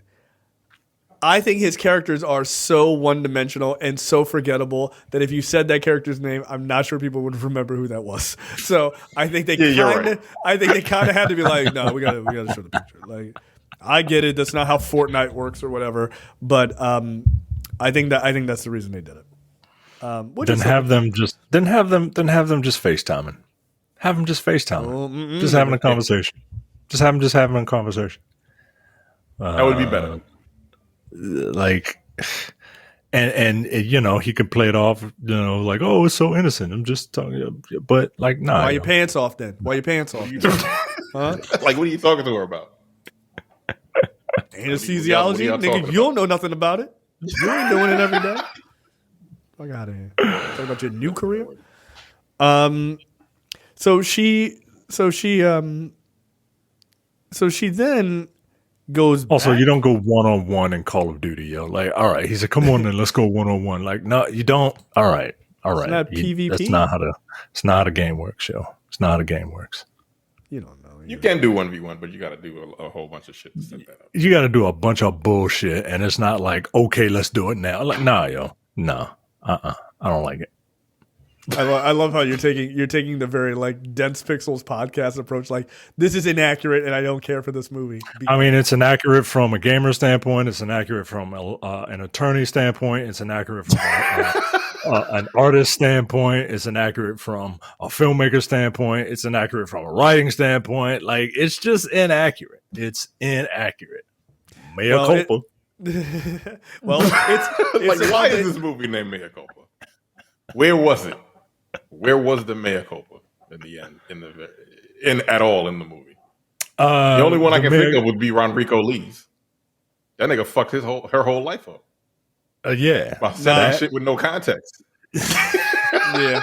Like, my bad. but then she's also an idiot because she just went ahead and did, you know. I mean, and then she just fucked this dude. Oh, mea culpa. Sorry. I fucked this dude. Yeah. So my bad. Anyway. So she comes over and he's basically like she's kind of pissed, right? She's kind of pissed at her husband. And so, you know, she goes to talk to Zaire, and I think she's feeling vulnerable because she's like, I can't believe he's playing 1v1 in Call of Duty. Do you know how difficult it is to set up with this woman? My God. And her face is on the screen. It's crazy. And she gets there, and Zaire is painting a picture of her. I got annoyed. I'm not an artist, but I got annoyed because I was like, that's digital art. Like, that's digital art. Yo, they didn't even get like someone to paint that. This is digital art. Like, yo, you just chat GPT'd it. Yo. Like, that's all you did. Like, that's all you did. And they were like, oh yeah, this is a painting I did. I'm like, did you do it with a computer? Because that's not fucking a painting. So anyway, she's like, look, you're not gonna find any lawyer better than me, you know. And I disagree, but okay. It's like, look, this is Chicago. There's a million of you. She's like, but I just want to set some boundaries. And he's like, all right, you know, like, I don't really give a fuck. Like, that's cool. You can still be my lawyer. But he's like, why do we need to set boundaries? Why do you need boundaries? Like, come on, man. And so he like kisses her neck again. Like, this would be the reason for the boundaries. There's so many conflicts of interest. Just this entire their whole relationship is one big conflict of interest. Yeah, and so she hears footsteps walking up, and there's a woman who comes up. She's just wearing high heels, and she just says, "I'm Carrie. I live next door." That's it. That's all the dialogue. And then she just proceeds to and she's topless, by the way. And she just proceeds to just butt ass. She just proceeds to just blow Zaire. And once Kelly again, Rowland for a nigga that just murdered his wife, girlfriend, he got over it very quick. Oh, his girlfriend, which he took a $3 million life insurance policy out on. He's innocent. Yeah, he's just like, you know, she's dead. I need some head. So fuck it. And he just really fell for Kelly Rowland very quickly, right? Again, you're on trial for killing your fucking girlfriend, and you're just like, fuck that bitch. I ain't do it, so you know, I need to move on. Like, what the fuck is time to get balls deep in everyone else? I can get my hands. You're going to jail, nigga. Like, I can't help you, dog. I mean, I guess he figures he's got to do what he's got to do before he goes to jail. And so she just watches as this guy is getting blown. which is weird. I mean, it's a weird thing. Like, it seems odd. She gets in her car. She calls RonReaco, and she calls RonReaco Lee's character Jimmy, and she's like, Jimmy's like, "Oh, did you see the picture?" She's like, "What picture?" And he goes, "Oh, check your phone." And you see Cal and that woman he was playing Call of Duty with going into a hotel room, and he's like, "I'm sorry, Mia. I'm really sorry about that." And she's like, "Don't even worry about it. You know what? I'm good." And so she gets out of her car and she takes her ass right back upstairs, and she walks right up the stairs as this woman is riding Zaire. Right, like this isn't an hour later. This is 3-4 minutes later. She just walks right up, and it's the weirdest fucking situation. This white woman is fucking him, and he just dismisses her. He's like, "Oh, are we in the middle of this? Yeah, just go ahead. Like, you need to leave, Beat it. neighbor." Let's get the fuck out of here. And then this nigga stands up. This nigga stands up, or he's like, or rather, he sits up, and he's just like, "Yeah, come on over here," and starts making out with her, and then they fuck. He was literally mid-coitus 2 seconds ago. He just took his penis out of another woman, and you're just like, hop along. I'm gonna get on. But she didn't. What the fuck? But she didn't fuck him. She didn't fuck him in this scene. She still. I thought she fucks him in this scene. Did she not fuck him in this scene? Oh no, that's right. They make out. They just make out. Yeah. Then they get on this motorcycle. He just got his dick sucked. Yeah, he just got his dick sucked and was fucking this woman. She's like, "Oh my god, he's so hot." What are you doing, Kelly Rowland? What are you doing? She gets on the back of his motorcycle. It looks like a scene out of that Vanilla Ice movie. Like, it's ridiculous. Like, why did they get on his motorcycle and ride it? Just like, that's hot, I guess. Okay, like, that's cool, whatever. They're not wearing helmets. I think safety is hot, honestly. Right, neither one of them are wearing helmets. That was another my wife pointed out. Like, wait a minute. Fuck safety. What are the Chicago rules on helmets? Look, safety is sexy. All right, guys.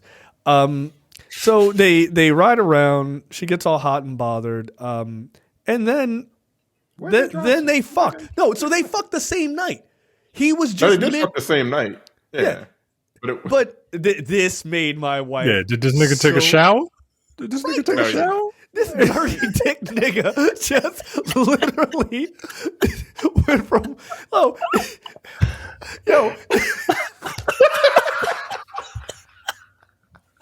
Yo, he went from having sex with this white woman, dismissed her just out of hand, just beat it. I'll call you later. She leaves. He puts on clothes. They get on a motorcycle with his balls and his dick smashed into it. I'm sure he's sweating like hell. Gets out, gets back. Then they go and they have sex with paint. With paint.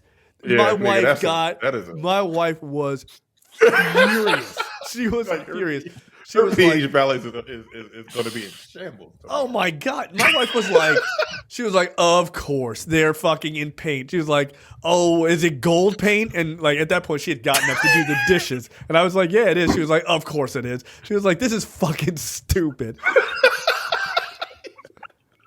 Yo, no, look, I get that people think that's hot. Yo, the last thing you want is like oil paintings in your nether regions, yo. Nah, I watched this scene and I'm like, yo, this just seems like a lot of work to clean up. Like, you're gonna have some kind of, like, she's gonna have a yeast infection tomorrow morning. It's gonna take a while for her to clean off. This isn't sexy.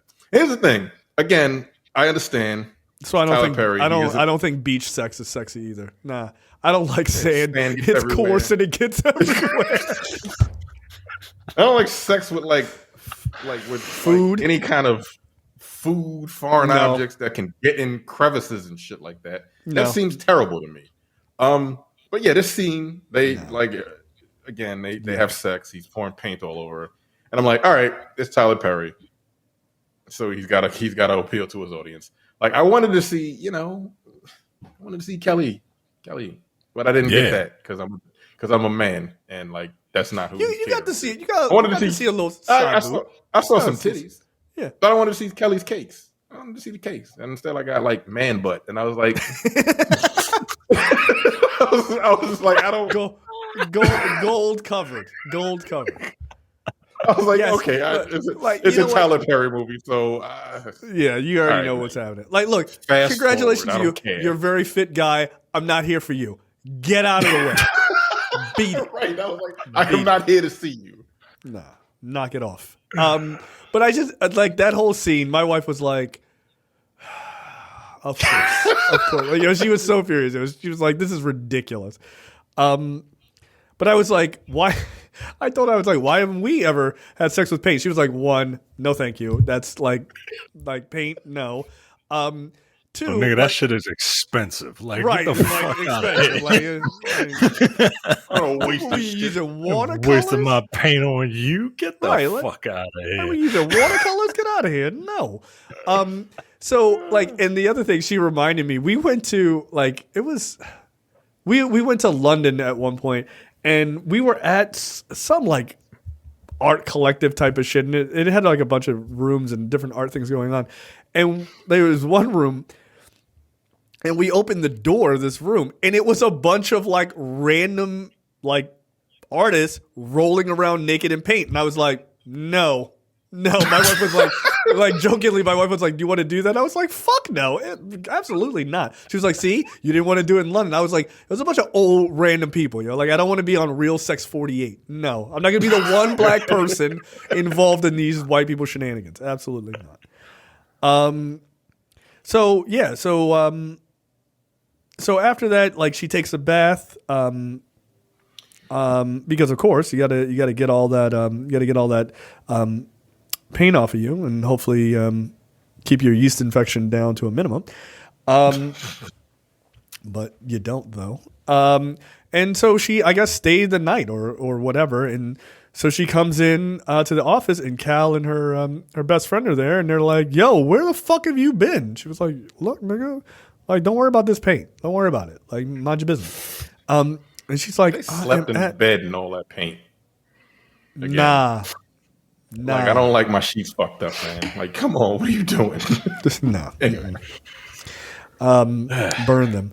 And so they're like, where have you been? And she's like, you need to keep your voice down. We are at my job, nigga. Like, you don't have one, so relax. And so apparently Azalea, the mom, was feeling bad, and they all went to the hotel. They went be closer to the hospital, so they could be close to the hospital, including that woman. So Jimmy's image was just them walking into the hotel room that they were all there, and she was like, "They were all there together," which means she fucked Zaire under false pretenses. Damn. And she feeling kind of guilty. Now look at you. Your butt was covered in gold. Now look at you. Trollop. And so she's like, oh, I can't represent this guy anymore. She's telling Jimmy, she's like, I made a huge mistake, and this was a terrible idea. I mean, I probably shouldn't have fucked him for many reasons, mostly because he's a dirty dick nigga and he just finished sex with a woman, but also because he's my client. And Jimmy's like, you need this money. Get your shit together. He's like, that's my bad. I fucked up. He's like, I would never judge you. Mea culpa. For like, showing you that photo.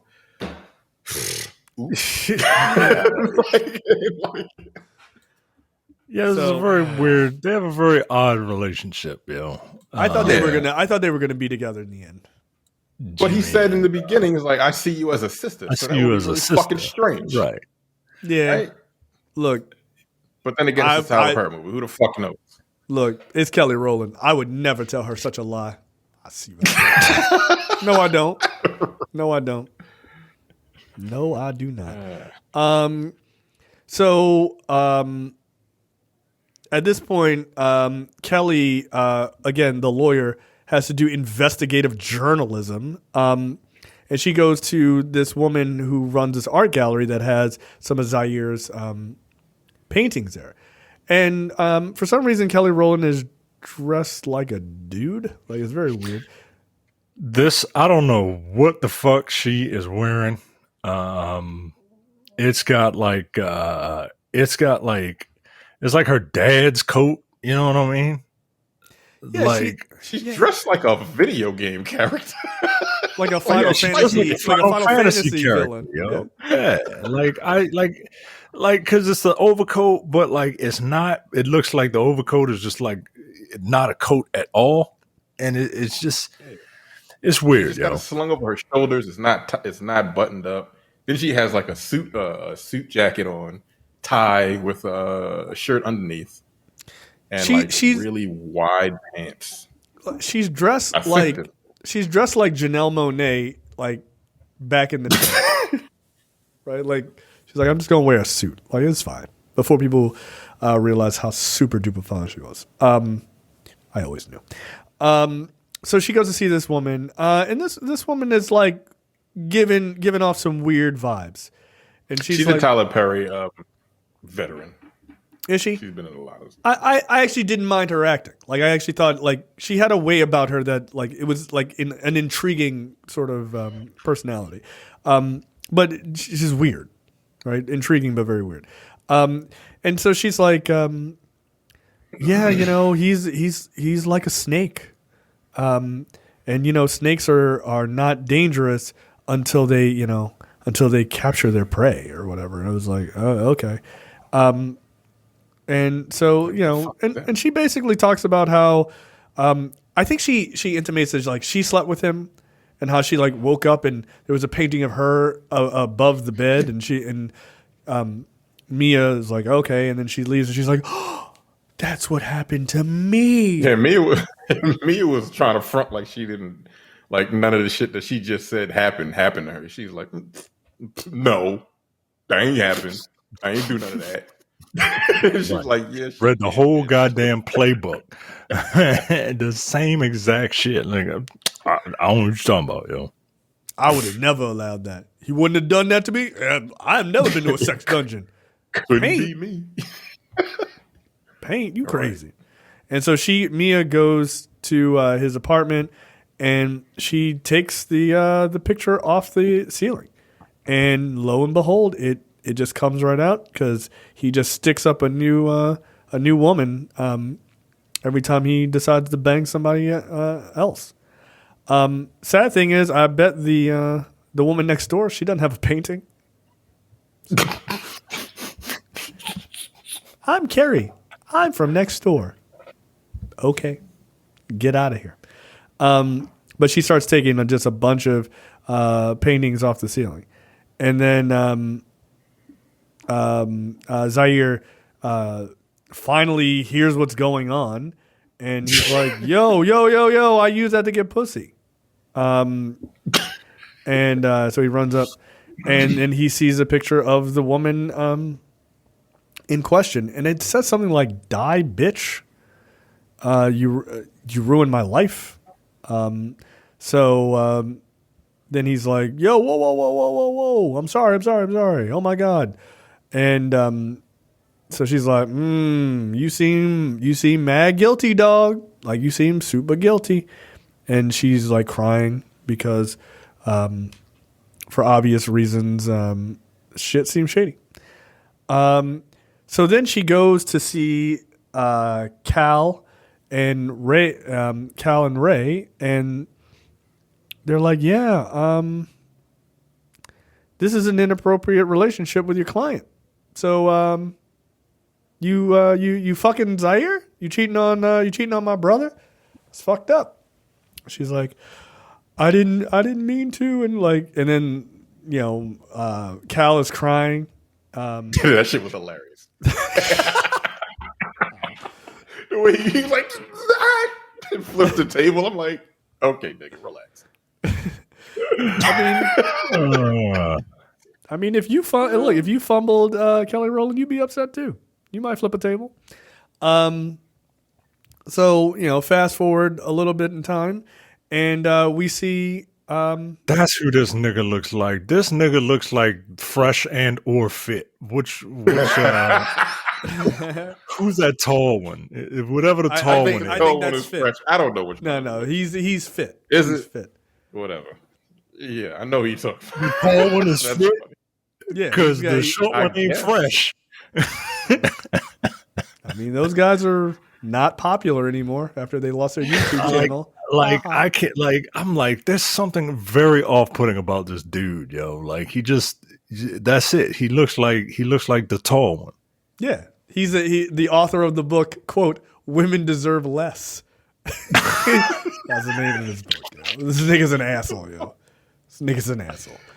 Oh my God. Also him whining and crying and punching the air like this reminded me of when them niggas lost their YouTube platform or whatever.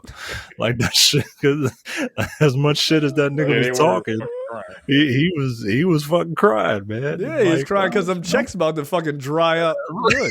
Right. Like, goddamn, bro. Like, but it ain't our fault. No, they didn't tell us that we couldn't do that. I don't know. We try to make a lot of impact on other people's lives. You're pieces of shit. You didn't make any impact on anyone's life. You're a piece of shit. I get email telling the guy telling me that their girlfriends are making them sandwiches now. Thing he said. Remember that? I was like, what the fuck? I was like, what? Making sandwiches. That's the okay. That's the bar, gentlemen. That's the fucking bar. I just want you to make me a sandwich, and then I'll stop treating you like garbage. Like, make your own sandwich. No, you treat them like garbage. I don't make you. Look. I don't like when my wife fixes my plate because she don't know what I want. Like that shit.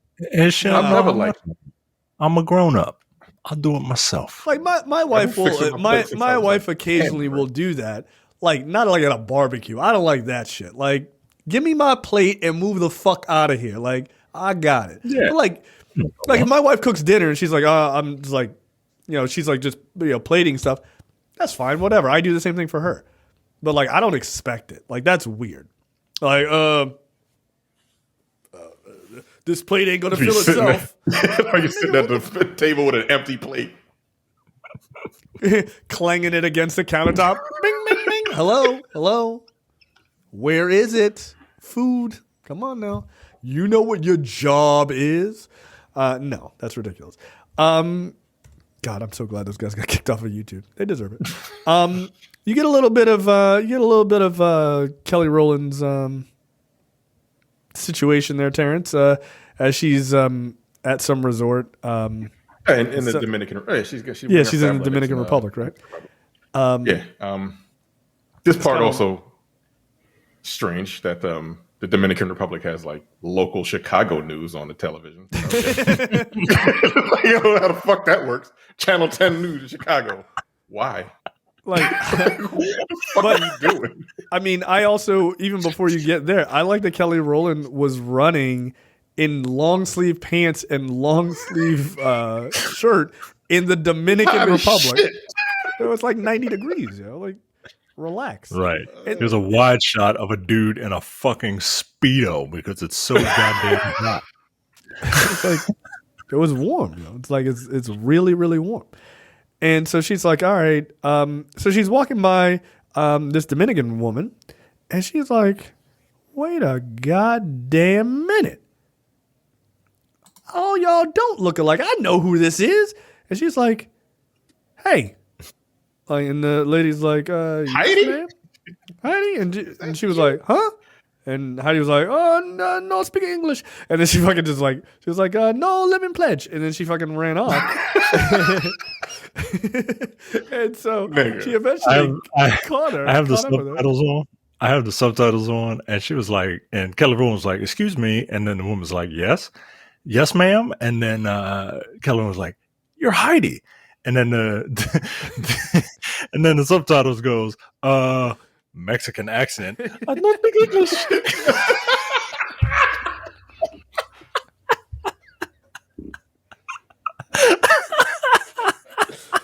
Oh, what the fuck? What the fuck? Yo, when she said you're Heidi, because first of all, I don't remember what the fuck Heidi looked like. No, absolutely not. And when she was like, "You're Heidi," I'm like, "All right, Tyler, you can go to hell, nigga." Like, so she just takes a trip to fucking the Dominican Republic. There's 8 billion people on the planet, and she just happens to bump into this bitch. Yeah. Okay. And she just happens to work at this facility, at this particular fucking facility. And so they have a foot race until Heidi, which is a very, very Dominican name, obviously. Heidi, Well, she's Mexican. Again, a very Mexican name. They're in a foot race, and then Heidi was like, "Nah." She pulled out the blicky and fucking sprayed her with some like Fabuloso. She was like, "Wow!" Nigga. Grabs her phone and takes. She was like blue, like the blue con. Like, oh shit, smells great. I can't see. This is when the movie starts getting entertaining for me. Good. This is it. When Kelly Rowland gets taken out by a spray bottle, I'm like, all right. I'm back in it, guys. I'm back in it. I was like, you are a lunatic, man. Oh my god. Jesus Christ. Like in good fashion, she should have yelled fabuloso bitch as she sprayed it.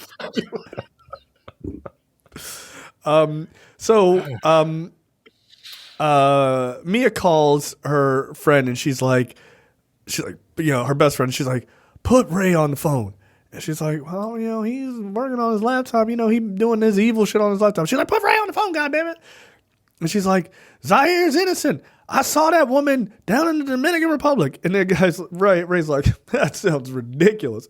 We murdered her. And so she's like, why the fuck would she call him? Why would she call him? I wouldn't. Like I wouldn't have said anything, and then I would have used that evidence to beat him. Like fuck that! I'm telling you, get out of here. Well, at this time she was off the case. Well, yeah, she's off the case because he's in jail, right? Like right, that's right. He took a plea. Yes, that makes no sense.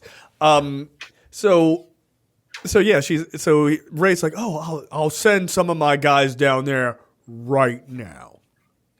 You fucking I'm not taking a plea for murder. I'm not. When I'm that wealthy, That guy's super wealthy, yo. He ain't taking a plea. But whatever.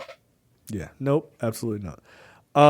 So she gets back into town from the DR. Yeah, he tells her to come home, and she does. Again, why? Why did you go there? Yeah. No thanks. Again, you're an idiot. Like, I'm good. No. Yo, one of the wildest fucking moments of all time happens. She goes back to the house and she goes into this one room and she sees these it's a red room. This time not a sex club, it's an actual dark room. And she finds the paintings and she finds two of the she peels back the paintings that Zaire made, and she sees her best friend, and she's like, "Oh shit, he must have been in them guts," and so she like backs out of the room. She's like, "Oh my god, this is crazy," and Azalea comes in. And she's like, who's the photographer in the family that they have a dark room to begin with? I think it's just general sinister behavior. Like you gotta have a dark room. Like if you're gonna be you gotta have a red room in your house. Yeah, you gotta have one. Like it's just because. Okay. Yeah, just because. Well, before she goes in there, she gets an email from her from Jimmy. Yeah. And letting her know that the mother does not indeed have cancer. Yeah, that was a lie. If you couldn't tell from the entire story. But the mom, Azalea, is there, and she's like, "Oh, hey, Mea, how are you?" And she makes a mistake and like she knocks her phone down, and then she does a fall and just like jams her knee into the phone and breaks it. Yo, that phone is made of Gorilla Glass. Like you gotta throw some weight behind it. Yo, her knee was like, she took a knee like Colin Kaepernick did and broke the phone. It was like, this shit made no sense. The chemo makes me so weak. And so like she's like, okay, I guess my phone's broken. Thanks. And Ray comes in and he's like, hey, would you like a drink? And it's got fucking bubbles coming up from the bottom of the glass. I'm like, yo, nigga, what is wrong with you, Tyler? Like, yo, what the fuck? It's wine. Yo. This is not Kool-Aid. Why is it bubbling? It's like, drink it. It's good for you. It's good for you. You haven't touched your drink. I'm not drinking this shit, nigga. Get the fuck out of my face. I'm not like, I'd have been like, oops, and I'd have thrown it in his mom's eyes. Like, my bad. And so her best friend is there, and the mom is there, and Mia reaches for a knife. Like she was like, yo, I might have to stab one of these motherfuckers. Like shit's getting weird. Ray's in an all black turtleneck with black pants, looking evil as fuck. Like this nigga is coming in and out of the shadows of the scene. Like, hello. Like, what are you doing? It's just his face. Like, yo, what is going on? Like, this nigga is up to something. And so she tries to pick up the knife that they were going to use to cut some peppers. And the mom's like, oh, don't worry. I'll cut them. Don't worry about it. It's no big deal. And again, they all seem like they have a secret, and it's weird. And so she's like, oh, and Ray's on his way. She's like, Ray's on his way? I didn't know that. And then they try to straight up murder her with a knife. And so she's fighting Ray. Ray is throwing Kelly Rowland around. Shit's unacceptable.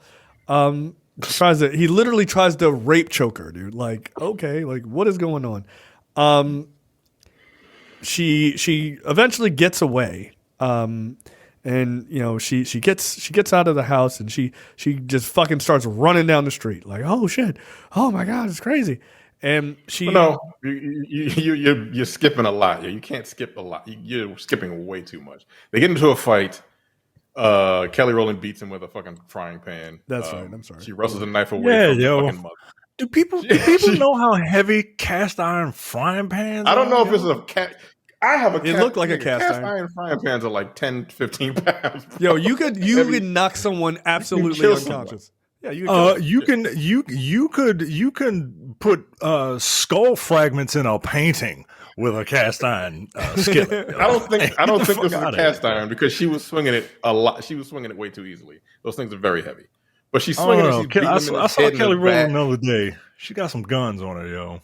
She might be able to. Now, if it was this other woman who could barely swing the butcher knife, like, she hitting this nigga with a cast. It's a cast iron pan, yo. Like, nah. He should be dead. As many times she hit that nigga with that thing, he should be knocked unconscious. But yeah, she's hitting with that. She picks up the knife, or the mother picks up the knife. They get into a fight. Kelly Rowland gets away, and the mother ends up stabbing her best friend, which I'm assuming kills her. Right? Yes, I think so. I'm assuming she's dead. Right? Kelly Rowland gets away. They run out to the. No. Hold on. I have to stop you. Oh, right. That's right. Nigga. He shoots at her. He shoots at her, and they put a sticker on that goddamn window. yo, they couldn't pay for like a squib to explode. Like, he says something. He says DAs have great security. What the fuck? Like, and he said that's bulletproof glass. District attorneys have great security. That's bulletproof glass. I'm like, what the fuck does that even mean? Okay, you shot the glass. You were trying to shoot her. What are you talking about?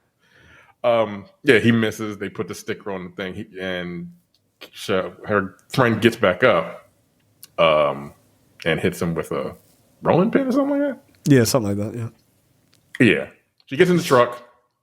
The mother gets on the fucking hood. Yeah, mistake. And she just crashed into a tree. Yeah. So I'm assuming the mother's either like dead or just knocked unconscious. I'm assuming she's dead at this point. And then she starts running down the street. She gets away. I thought she stabbed him in the skull with some keys. And I thought that would have killed him. Yeah, I think she did. Yeah. So yeah, I feel like if you just stuck in the skull with some keys. No, you in a world of trouble. You're in a world of trouble, right?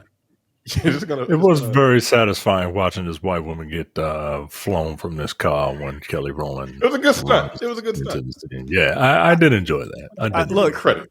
Look, I think that she should have done something that's way more sinister with having that woman on the hood. You get on the road, right? It's a clear Yeah, she should road. have kept driving. Yeah, you just drive as fast. You fucking lay your foot on that gas, and then you hit the fucking brakes, and you watch that white woman go flying. Like she just fly right off into the darkness. You'll never see her again. She's gone. You gotta hit the gas on her. You gotta hit the gas on her. Once she goes flying forward, you hit that gas and you run her ass over. Because damn! She was She a fucking supervillain. Yeah. She was a fucking supervillain. Supervillains the evil don't die, yo. You gotta make sure. You gotta make sure you put her away. All right, get the fuck out of here. 3 in the chest at close point range. Here's another thing. So she starts running down the street. I don't know what the passage of time is because this section of the movie doesn't make any sense time wise. Her husband is driving down just by happenstance she finds her husband, and so he gets in the car. She gets in the car with him, and they're driving for quite some time, right? Yeah, how many miles away did she get? How many miles away did she run on foot from the house? But I'm gonna be driving. I feel like she ran as she ran the distance of that runway in Fast 6, right? Like there was like 75 miles. 73, right? Like insane. So yeah, they're in the car. Cal is like, "Oh my god, I'm glad I found you." Blah blah blah, and then he just gets he calls he pretends to call 911, and then he gets another phone call. And this nigga and then don't even try to calls him play right up. back. Yeah, and he's like 911 calls him right back. He goes, "Hello, 911." What? What are you talking about? When they call him back, because that's what you do. Hey, 911. Yeah, this is 911 dispatch. Can I call you back for a second? I got somebody on another line. Yeah, I got a bigger emergency. Like, no, what the fuck? And so yeah, he gets a call back from 911, and he's like, "Hi, yeah, Hey, 911. How you doing? I understand completely. 911, what I got to do right now."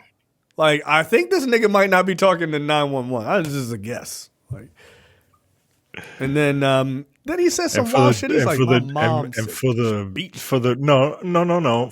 dummies, because Tyler Perry doesn't respect his audience. We all know that's not 911, right? But for the dummies who think it is, or for Tyler Perry who doesn't respect you as a member of the audience, she has to hit the Bluetooth in the car so that you could hear the conversation." Yeah, that's a callback to the beginning of the movie when he says Right. Bluetooth doesn't just automatically connect to my car, and she presses the Bluetooth button like in the very beginning of the movie. Mm-hmm. Good job. Okay, you left a breadcrumb. Surprise! Right. So she hears the different call for some stale fucking bread. So he's like, "Yeah, my mom said I should have beat the shit out of you or whatever." I'm like, "Yo, your mom sounds like a terrible fucking person. Good grief." And she was like, "Yeah, you ain't gonna do it because you weak." And he's like, "Look, I used to have a YouTube channel. Don't mess with me. I'm real mad." And so she's like, "Yeah, you don't have any money. You don't have any success." And he starts freaking out. He's like, "You deserve less. You deserve less." And that's why I fucked Zaire, because he's a man. You ain't nothing but a bitch. And then he smacks her or punches. He punched her in the head, yo. He was just like, "God damn, like, that was fucked up."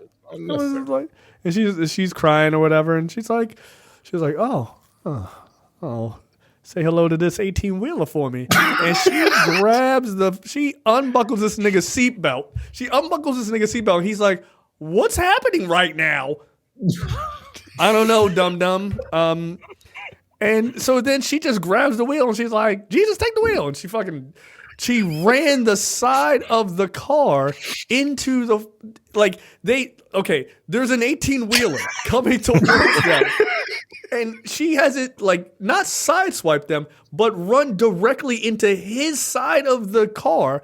And he goes flying out of the window, but she doesn't get hurt. How? Well, no. Okay. Huh? The concept of inertia is false. There is no such thing as inertia or physics or anything like that. No. No. If an 18-wheeler hits one half of a car, That is then correct. only that half is affected. Everybody knows. I mean, that's what I'm seeing. I mean, I'm not seeing anything different than that. So I don't know, man. I was just like, that's not how that would work if you hit an 18-wheeler, yo. Like the car would spin around, you would get smashed into it, and then you would also die. And it probably jackknifed the fucking 18-wheeler. But, or he would go flying out of it and smash into the front of the 18-wheeler and die immediately. Either one, 100% possible. So we get a news report because again you're too stupid to understand what's going on as the audience, and it's like, oh, Channel 7 here. We also broadcast live in the Dominican Republic. Well, in the Dominican Republic, it was Channel 10. They're rivals. Shoot them They're rival station. I was so goddamn dumb. I'm like, yo, It's like, Jesus Christ, man. what are you doing? So we fast forward to, I guess, a couple days later, and Zaire is let out of jail, and his innocence has been proven. And they're like, Zaire, who would you like to thank? If you had to thank anybody for what happened, and he goes, Mea Culpa. She believed in me when other people didn't, or whatever dumb shit. And they're like, what are you gonna do now? He's like, sex dungeon, absolutely. And then he's like, I appreciate you, Mia. And then he just he hops in his truck and he goes away. And meanwhile, Walk On By Isaac Hayes starts playing, and Mia is in disguise for some reason as a professional lawyer who just got her client eventually off. She's like, I'm just gonna walk away from he texts Walk her. On By. Yeah. He texts her on the phone. She never responds. Where did he get the phone number from? No, It's a burner phone. No, It's a burner phone. Look. That's a valid question. She throws the phone away. Okay, I said this to my wife. I was so bothered by this. In the trash. She throws the phone away. One, she doesn't break it. She just throws it away. That's a brand new phone. Doesn't turn it off. Nothing like that. Right. Is it a burner phone? Are we sure it's a burner phone? I don't think it is. Do they have burner iPhones? Because that's what it looked like. Right. It's got this nigga's number in it. $80 iPhone.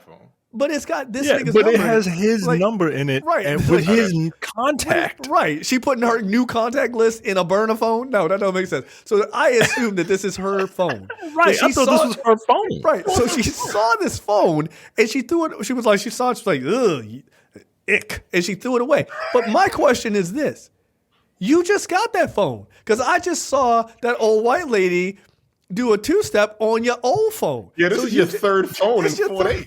Yo, you just throw her phone somewhere. What's wrong with you? Because she lost her phone. She lost her phone when she got taken out like a cat with a spray bottle, right? Yeah. And then the old lady did a fucking leg drop on the shit. And yeah, this is her third phone. Yo, this is look. She was mad at Cal for selling a piano because they don't have money. You just throwing away $1,000 iPhones. That's 3 phones. Get it repaired. The $100 phone. Nah. I was like, yeah, I don't understand any of this. And then this movie did not deserve this ending. Like this movie, for what it was doing in the first 3 quarters of it, did not deserve the last quarter. It didn't earn it. You know what? I'm so glad that you said that. I did an experiment. So if you go on the Wikipedia of this movie, there is a 2-paragraph summary of the plot, right? So it's not the whole plot. It's just 2 paragraphs. Like, these are the principal characters. This is what's happening. It's just real general, right? If you look at it, it's super general. I took that plot I copied it, and then I put it into ChatGPT, and I said, from the following movie outline, provide me a surprise twist that happens at the end of the movie, right? And then I put in that exact thing. So let me tell you the twist that ChatGPT came up with, not knowing what the end is. I didn't say what the name of the movie was or anything, and see how it compares to what this ending was. In the climactic twist, it's revealed that Zaire Malloy's supposed victim, his girlfriend, is not actually dead. The entire case is meticulously orchestrated setup by Cal and Ray Hawthorne. Cal struggling with his personal and professional downfall, and Ray seeking to rise in his career, concocted the scheme to manipulate Mia. They aimed to test her loyalty and resolve using Malloy as a pawn, who is actually an actor hired by the Hawthorne brothers. Not that different than what you actually got. He probably used AI, dude. He probably used it, and it just which would explain part of the output that he's so proud of. I can't, yo. I can't. Yeah, well, you can have a strong work ethic when you cheat. Sure. Yeah. He has 1, 2, 3, 4 more movies in post-production or currently filming. And he films all this shit in less than a month. Yeah. Yeah. So we could just knock these out, like movies in less than a month. And he also has like TV shows that he still does, that he writes for all of them. How are you the singular writer for a fucking television show named Sisters? And you a nigga. You a whole ass nigga. Come on, dog. Like, I don't understand that, yo. But you don't get to do that, dude. But he has like a multi-million dollar studio. Yeah. Why doesn't he hire writers? He's a control freak. Buy low, sell high, nigga. Like, he actually is a control freak. He like in his biography, on his documentary. Like, yeah, he's a control freak. He is. He should, like, I don't understand. Like, yo, just make. I mean, most billionaires are kind of weird. You have to be a bit of a control freak, a bit of an asshole to amass that kind of wealth. You just do. Like, he doesn't need to do anything else. This nigga's a billionaire. He's made his money. This is what he does, and like, he's got his audience, and this is his MO. Yeah. He can just churn out like a whole bunch of movies, doesn't have to put any kind of fucking effort into them. And like, again, this movie's fucking terrible, but it's number 1 on Netflix. Everybody watched it because they knew it was going to be bad. They just wanted to see how bad it was going to be. That's it. That's his thing. And look, I think I know people are going to pan my shit, but like, I still got some audience that's going to enjoy it. Yeah. Like, no press is right. bad. He don't care as long as you watch it. As long as you watch it. He don't care. And that's the problem with Sony Pictures. All these people wanting to go see how bad Madam Web is. Well, guess what? They don't give a shit. That movie is made by people who hate fucking movies. Like, it is, and they see movies as a commodity. So, and that's what Tyler Perry sees filmmaking as now. Yeah, maybe he didn't before, but he does now. You can see some passion going out of his work. Like, you can see it. Like, he legitimately, I think, was passionate about those plays and those early movies. Like, they weren't good, but he at least had some passion to it. Yeah, he cared about them. Like, this movie, like, what is this movie? Like, it's just silliness. It's just silliness. So yeah, I'm convinced that he used ChatGPT to write some of this movie. I am. Yeah, that ending is like, it's almost word for word the ending of this movie. Yeah, it's insane. Yeah, I think he's like, his movies are just a means to an end at this point. Like, he's a billionaire. Yep. Like, you don't need any more money, and you don't have to put you clearly don't have to put any effort into your movies because, like, people are gonna, again, we watch them. I don't like, they're never really good. Like, Jazzman's Blues wasn't bad. It was pretty decent, and that was a movie before this. Right. I mean, look, I think his easily his best movie by far is Why'd I Get Married? Why'd I Get Married? The first one. Yeah. Second one was terrible, but the first one was actually a legitimately good movie. Like I wouldn't even say like is good for him. I enjoyed that movie. Like I thought all the actors were fun. Like I wish he'd do like that. Felt like something that he was actually having fun doing. And I think maybe there might be an aspect to him that if he's in the movie, he's enjoying them more than just filming, just writing and filming them. I think he might actually enjoy just being in them. And here's the thing. Just be in the movies if you want, but just stop being the Medea character. Just be like he's just a dude. Well, he's got 4 movies, like I said, in post-production or currently filming. One of them is called 6888, which showcases the contributions of the 6,888th Central Postal Directory Battalion, an all-black, all-female battalion in World War II. That actually seems rather interesting. I really hope Cool. Is he directing it? Yeah, he's directing it. He's directing it, and he wrote it. And the next movie is Medea's Destination Wedding. I'm good. Yeah, we're not doing any Medea movies, Joe. Like we're not. Like no. We'll do this other movie that you're talking about, but not the Medea movies. No, I simply cannot. I refuse. All right, that is it for us. We will see you guys next week for another preview episode. But yeah, this was a fucking. This was terrible, yo. This was terrible. This was really fucking bad. Yeah, but we made chicken salad from chicken shit, so like it is what it is. God damn. So we'll be back next week with the preview episode for episode 259. Later, guys. See ya. Bye. You're watching the Black on Black Cinema YouTube channel. Make sure you check out our full reviews of black movies, past and present. And every other week, we do a preview episode where we talk about a random topic that affects the black community.